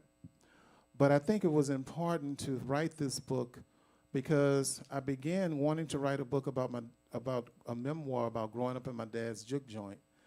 And as I began to try to write just a simple memoir, some memories, following Katrina and some other things that happened, my dad's club was raised. And I just wanted to put those memories into like a young kid growing up in a juke joint type of story. And as I started researching, I realized that there was no history. The blues did not have a history. And what I found instead was folklore, myths, legends. You guys probably heard the one about Robert Johnson selling his soul at the crossroads. You know, I went down to the crossroads. I checked, couldn't find any evidence of that. But what happened on my journey writing, it took some years because I was writing and I couldn't believe what I was finding, you know. I couldn't believe that I found that in northern Louisiana there were no black people never lived there where they say the blues began. The blues came from slavery, and I tried to research that. No evidence of it. No evidence of black people living in northern Mississippi, the area that the blues people mythically call the Delta. And I found that, I mean, New Orleans is the Delta. And if you're standing on your rooftops doing Katrina and you don't realize you live in a Delta, I don't know what is going on. You know, something is haywire. But I don't know why we don't call Louisiana a Delta. I don't know why we don't have the Delta Cafe, coffee shop, or whatever. You know, we just don't want to use the word Delta when we talk about Louisiana. And you have people really hypnotized thinking that the blues, that the Mississippi Delta is somewhere in northern Mississippi. And it's just not true. And when I say no black people live there, black people didn't migrate into the northern Mississippi until the late 1800s, around 1880s. Mound Bayou is one of the earliest places. But during enslavement and all that, there are no artifacts. There's no slave quarters. There's no anything there, because if you grew cotton in inner Mississippi, you couldn't get it to the river. So the only places that the only plantations were along the river, small plantations along the river. But in, you know, Coahoma County and these other places, there's no history that ties musical culture, where the blues started there, and then somehow Louis Armstrong heard the blues of Mississippi and began playing the blues. It just, Ken Burns, I mean, you know, I saw the Ken Burns documentary was very good. You can enjoy it, but that's just, it don't make any sense. You know, the blues happened here first, and it happened here for about 20 years before it was put on record, 20, 25 years before it was put on record. And the earliest people to play the blues in Mississippi started around, they got on record around 1928, 29, 1930. And I'm gonna play you a Delta tune, and I've done a lot over the years to promote Mississippi culture. I've done documentaries, movies. You guys have seen Old Brother Warthau. Yeah, and so I helped, I was one of the people who helped the B.B. King Museum do the research to build his museum and raise money for it. So, yeah, great. And this is not some polemic, some beef with Mississippi. It's just that we have to not be shy about telling people that this music came from New Orleans, and New Orleans was a disreputable place at that time. But if you when you go to the theater and they say no alcohol allowed, and you tell them, no, this is a bottle of water, right? And you go into the theater, and everything is good, and you drink your vodka, you know, you drink your gin. But then 100 years later, you got kids trying to grow plants and grow a garden, watering it with vodka and gin, and they wonder why it's not growing. And at some point, you got to come clean and say, you know what? When I went back to the future back there, that was not a bottle of gin. I mean, that was gin. That was not water. So we have to just say it came out of a brothel. The music came out of disreputable places, and Jelly Roll was not accepted because he was dirty. He had a disreputable reputation, and they didn't want to crown him as America's great composer, which is what he was. And we live in the blue period. We've had the Romantic period, we've had the classical period of Europe, and the Baroque period. We've been living in the blue period since Jelly Roll published Jelly Roll Blues.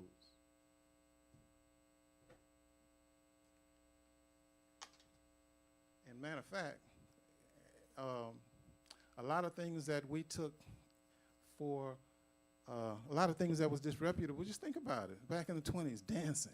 Dancing was like, you had to have a license, a cabaret license to open the club where people dance. Or you had to, you know, you had the prohibition. I mean, that's how the mobsters and stuff got the New Orleans musicians to come up to Chicago, you know, because you couldn't drink beer. And all these things that we take for, all these vices, even marijuana. You know, marijuana now it's acceptable, but marijuana was not acceptable then. So that's why I call the blues music of enlightenment, because it was pushing back against blue laws and, you know, moral codes and things like that, where people wanted to be, that people wanted to be liberated from. And that's what this music was, the soundtrack of that type of liberation. So I'm gonna, I'm gonna play a tune that most people will recognize as a type of Delta blues by Robert Johnson. And when Mamie and Jelly Roll, and I can name a lot of the people, you know, King Oliver, who taught Louis Armstrong, Clarence Williams, great songwriter from Baton Rouge, who discovered the great female singer from the 20s. I'm running a blank on her name. You guys, who was it? Bessie Smith. Yes. Well, most of the female singers, they usually work with a New Orleans pianist, like Tony Jackson. Might have worked with and trained Ma Rainey. But Bessie Smith, a guy from Baton Rouge by the name of Clarence Williams, discovered her, brought her to New York, taught her how to sing these compositions that he wrote for her. And then he produced the sessions and played piano on the sessions. And he's a very important figure that we have kind of forgotten. Now, if you ever saw the movie Purple Rain with Prince, the guy that played Prince's dad in Purple Rain is old Clarence Williams' grandson, the Mod Squad guy, you know. That's his grandson. But Clarence Williams is very important because he rivaled W.C. Handy as a blues composer and publisher, and he's right there from West Baton Rouge. So this is some Delta blues, and when you hear me doing,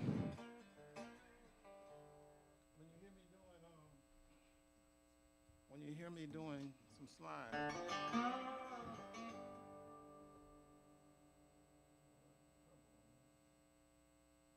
When you hear me doing some slides.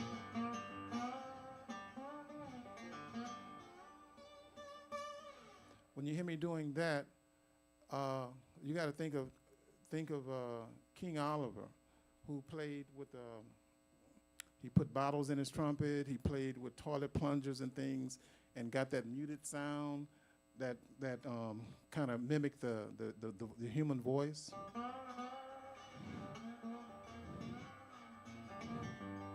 Because when I researched, I was in Hawaii and I was doing I traveled all over the world, by the way, as a musician, Africa, other places, and everywhere I went, I always try to go and learn something and go talk to some people and learn some things. And, you know, some rumors are that this came from Hawaii. But I think this is more emulating the trumpet style of someone like King Oliver, who kind of originated the muted trumpet, pulling and mimicking the human voice with his trumpet. But this song is called Come On In My Kitchen. I'm going to play a little bit of it from Robert Johnson.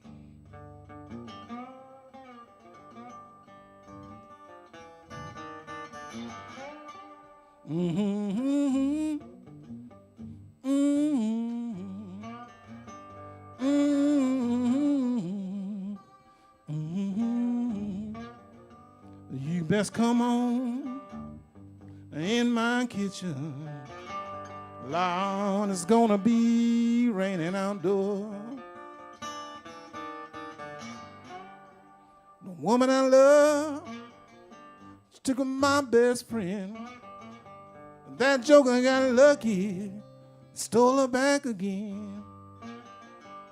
You best come on in my kitchen. Lord, it's gonna be raining outdoors. Time is coming, gonna be slow. You can't make it home by winter, child. Just drive on slow. You best come on in my kitchen. Lord, it's gonna be raining outdoors.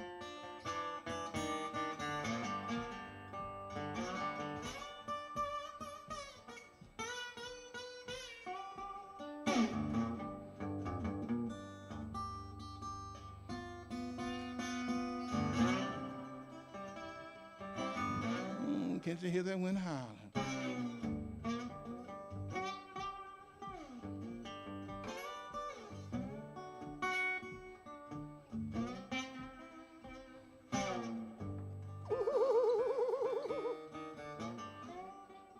Mom and Dad, Papa Wells to be. I ain't got nobody to love and care for me. You best come on in my kitchen. Loud, it's gonna be raining outdoors.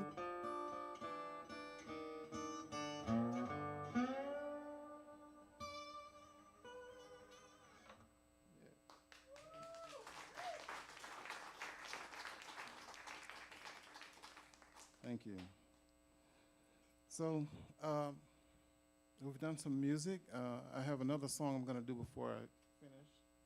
But I did promise I wanted to share something with you from this book.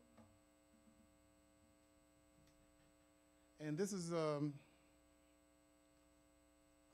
think it's important to share because then you wonder why is New Orleans called the city of jazz?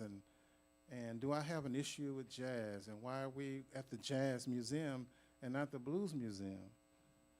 And I have a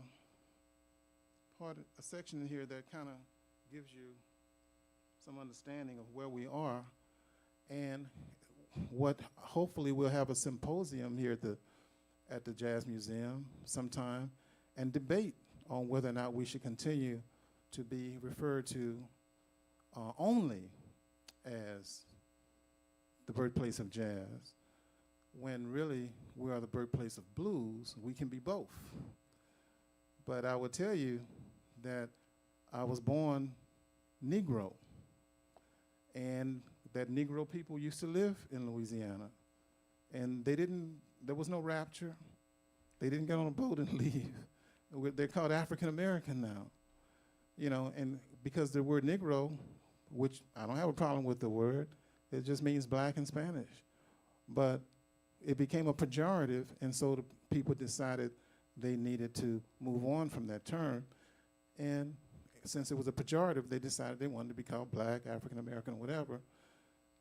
And they even now, when I was writing the book, halfway through the book, I had to go back and capitalize the word black, which is ridiculous. It's like, what are we doing? But anyway, I'm just one person in the dark screaming. And I tried to protest when they told everybody you had to go through these electronic things at the airport. I was the guy on the side, saying I'm not going to do that. I'm going to protest. And, hey, I can't do it by myself, So I just go through it like everybody else. So, but anyway, how did we get here with this whole jazz thing? And I just want to share this with you.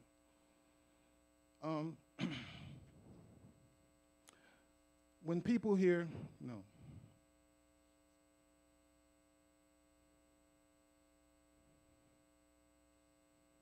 Okay, yeah, this is it. So it's just a page and a half. When people hear the names Bunk Johnson, Louis Armstrong, Sidney Bechet, King Oliver, they immediately think of a style of music called Dixieland jazz. However, these musicians weren't Dixieland jazz musicians. I'm sure they found the name Dixieland insulting. Dixie, really. What a tomfoolery name for the blues. Early New Orleans musicians saw themselves as blues musicians. Casual observers may also believe these men were jazz musicians. However, in his autobiography, Treated Gentle, Sidney Bechet said with contempt, "Let me tell you one thing, jazz, that's a name the white people have given to the music. But jazz could mean any damn thing. It used to be spelled J-A-S-S," unquote. It's a quote from Sidney Bechet. New Orleans has always been indifferent, to say the least, about promoting itself as the birthplace of blues. The city was ashamed of the discordant blues from its inception. In the 1960s, local white Dixieland jazz revival musicians such as the Italian Dukes of Dixieland Band, led by Frank Asanto on trumpet and his brother Fred on trombone, along with trumpeter Al Hurt and clarinetist Pete Fountain, began gaining popularity through national TV appearances. Their successes awakened city leaders to the financial possibilities of a permanent Dixieland presence in the French Quarter nightlife. Both Al Hurt and Pete Fountain established popular music clubs on Bourbon Street. City leaders foresaw Dixieland jazz, led by non-threatening white faces, as a positive national and international image to attract New Orleans tourists. Civic leaders realized, quote, we might have something sellable here, unquote. At that time, in the 1960s, the streets of America were on fire. Both the militant Black Panther Party and the nonviolent civil rights movement were making good trouble. For white Southerners, the new Dixieland branding promoted warm, nostalgic images of the gay old South, where festive riverboats sailed gamblers down the lazy Mississippi, and happy blacks knew their place. New Orleans leaders branded Bourbon Street in the French Quarter, quote, Dixieland, the birthplace of jazz, effectively orphaning the blues. Steeped in classic New Orleans tradition, having played as a young performer, Dr. Michael White, I'll quote him, and basically he testifies to that, and I won't read, it's a long quote, I won't read his full quote. But I'll go farther. The crass commercialization of Bourbon Street jazz no doubt boosted tourism. However, popular memory of original New Orleans blues was lost. Indeed, the original musicians referred to their most personalized music as the blues, relabeling these blues pioneers' music as jazz or Dixieland neither captured the essence of their music nor its cultural significance. Moreover, private letters sent from Chicago in 1930 by Joe King Oliver, Louis Armstrong's mentor, cornetist, and band leader, provide evidence he and his friend trumpeter Bunk Johnson referred to their own music as blues, not Dixieland jazz. Now, I'm going to read you a quote from the letter that was found that he wrote to Bunk Johnson back in the 1920s. It's a private letter. It's not spoken to a folklorist. It's not an interview with a newspaper. This is his letter. Quote, now, Bunk, you must keep in touch with me because I can't tell you when something good will turn up. If I know how and where to reach you, it will mean a wonderful break for you.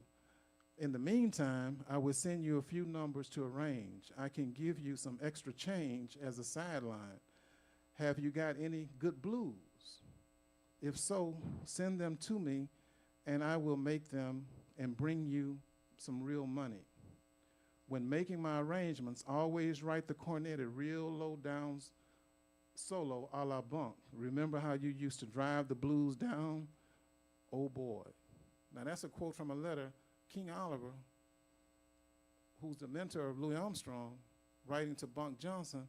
He didn't say, send me some Dixieland, send me some jazz. He's saying, you know how we used to do the blues back in old Storyville? You know how you used to really tear the house down, make it real low down, make it real, you know. He's talking about, that's his own handwriting in a private letter, and there's more there. But I'll just stop there, and I'll just say that what Louisiana did in the 1960s by embracing Dixieland jazz at a time when the country was in chaos, it was a good marketing move. It worked. I mean, it was brilliant. But that don't tell our authentic story. And by them orphaning the blues, well, it allowed Mississippi around that same time to pick up what was left over and run with it. And they claimed that the blues came from Mississippi or whatever, so they claimed a certain segment of it, but they framed it, if you notice, all the great blues musicians come from Mississippi, all of them. And or either they played with a Mississippi musician, but that's how you do it. That's how you do propaganda properly. You know what I mean? Mississippi is the birthplace of the blues, so you know if it came from St. Louis or California, well, it couldn't be the real thing. It had to come from Mississippi. That's their branding. But Louisiana, I'm a blues musician. I grew up in a blues family. I grew up in a jig joint. For 25 years, my family had a jig joint before it was raised. I know what the blues is. I know that the blues is not the Anglo definition, sad, down in the dumps, depressed. I saw people dancing on Saturday nights for decades in my dad's jig joint. So I know that this music is a more joyous, a celebration of life. It's a Saturday night music. And sometimes that Saturday night run way into Sunday morning. And that's why it's called the devil's music, you know. But so I'm just saying that now that we know better in Louisiana, now I think we can do better. And I don't think we have to be ashamed to say that, well, people used to drink beer while they played the music, or black and white people danced together, and so this music can't be celebrated, or all those taboos and all those social restrictions that we had in the 1920s and early turn of the century, we've moved past those. So we can claim the music. So what if it came out of a brothel? So what if Jelly Roll, this person who most people found, you know, because of his background, and he was honest about his background. That's what's so beautiful about it, is that when he told these stories, he told you the truth. He didn't try to polish it, you know. He told you where the music came from, what it was, and he was as honest as possible with his telling of it.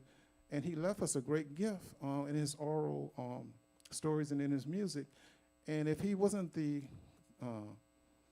and he acknowledged Mamie Des Dunes, a woman, is at the beginning of this. And I could go even further back to her father, Rudolph Des Dunes, who I write about here, but we just don't have time to get into the whole history of Louisiana. So what I'm gonna do is close right here, and I'll see if anybody have a question or two or anything they want to add to the discussion, and we'll try to wrap it up. And on my way out, you know, if you guys want to purchase a book, I'd be happy to sign it for you. So anybody have any comments or anything they want to share?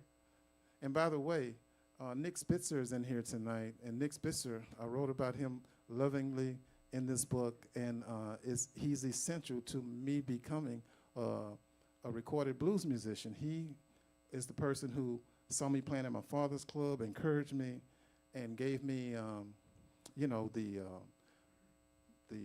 encouragement, and then wrote letters to Chris Strakowitz and other people saying there's a young man here who's keeping this tradition going, and you should take a listen to him. And that's how my career got started, not so much as a blues pop singer or something, but as in the folk tradition. I was learning the music from my father, oral tradition passed down. I fit all the criteria of what an authentic folk musician was at the time, except for my age. I was a teenager, and I just want to thank Nick, because without Nick, I probably wouldn't be sitting up here with the guitar and with this book. So, any questions?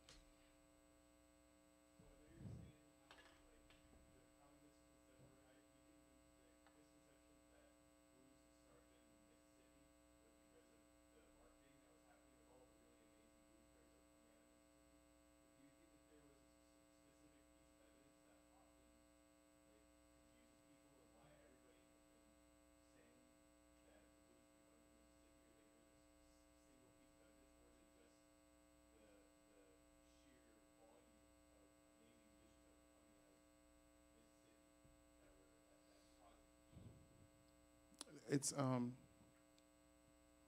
and that's a great question, and I do answer that in detail, in depth in the writing. But for here, you know, just for time's sake, it's more mythology.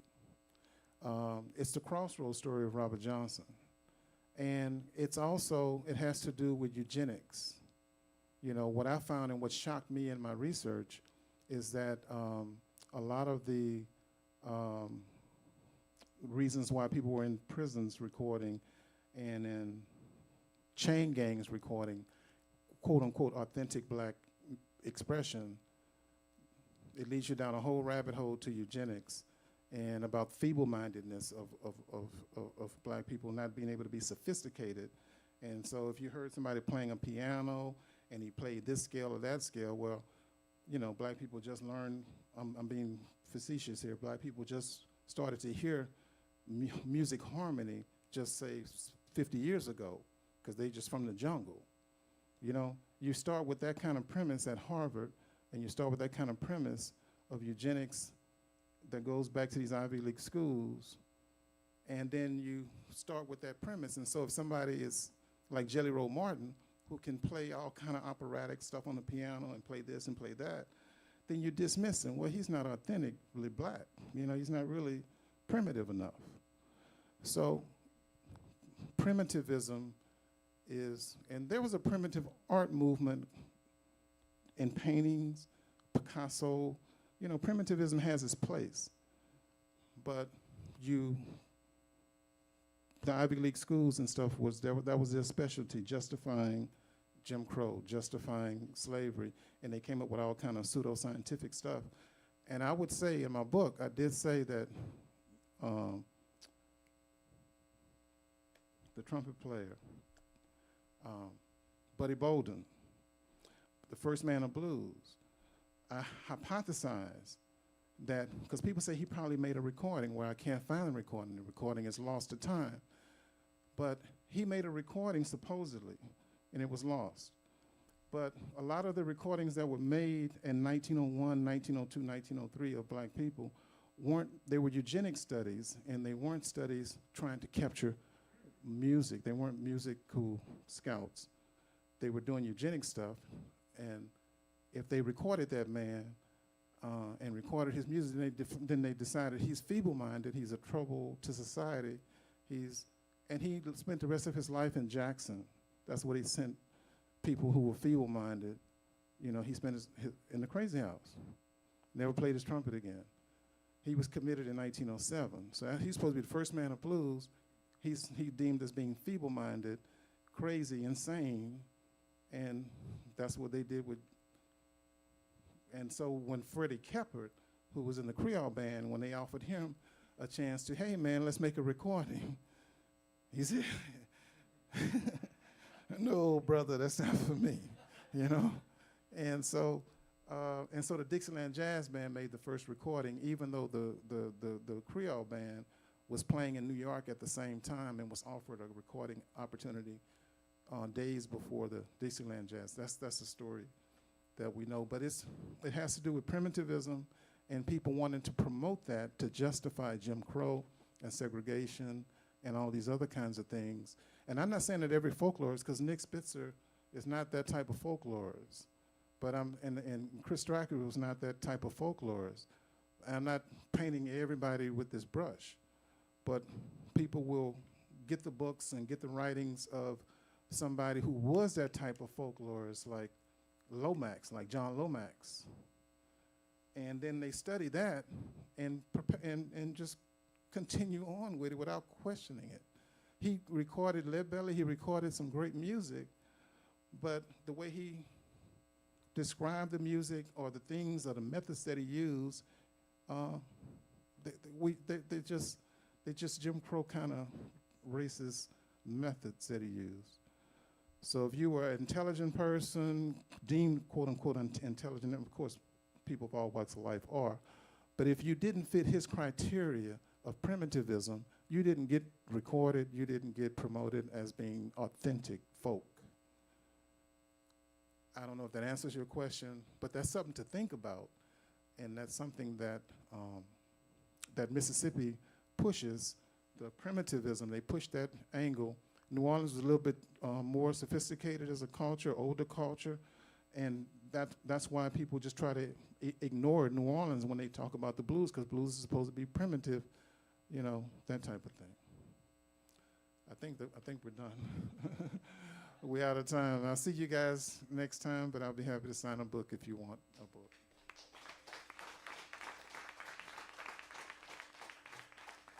Everybody, please give it up for musician, actor, and author, Mr. Chris Thomas King. And this concludes day 1 of the 8th annual New Orleans Cigar Box Guitar Festival. Thanks for hanging out with us today, listening to great music, learning about the blues, learning about New Orleans, and learning about yourself. Please give a warm round of applause to the sound guys, Travis and Danny back there. And we'll be back tomorrow at noon, starting up with day 2. So we'll see you tomorrow. Thanks again.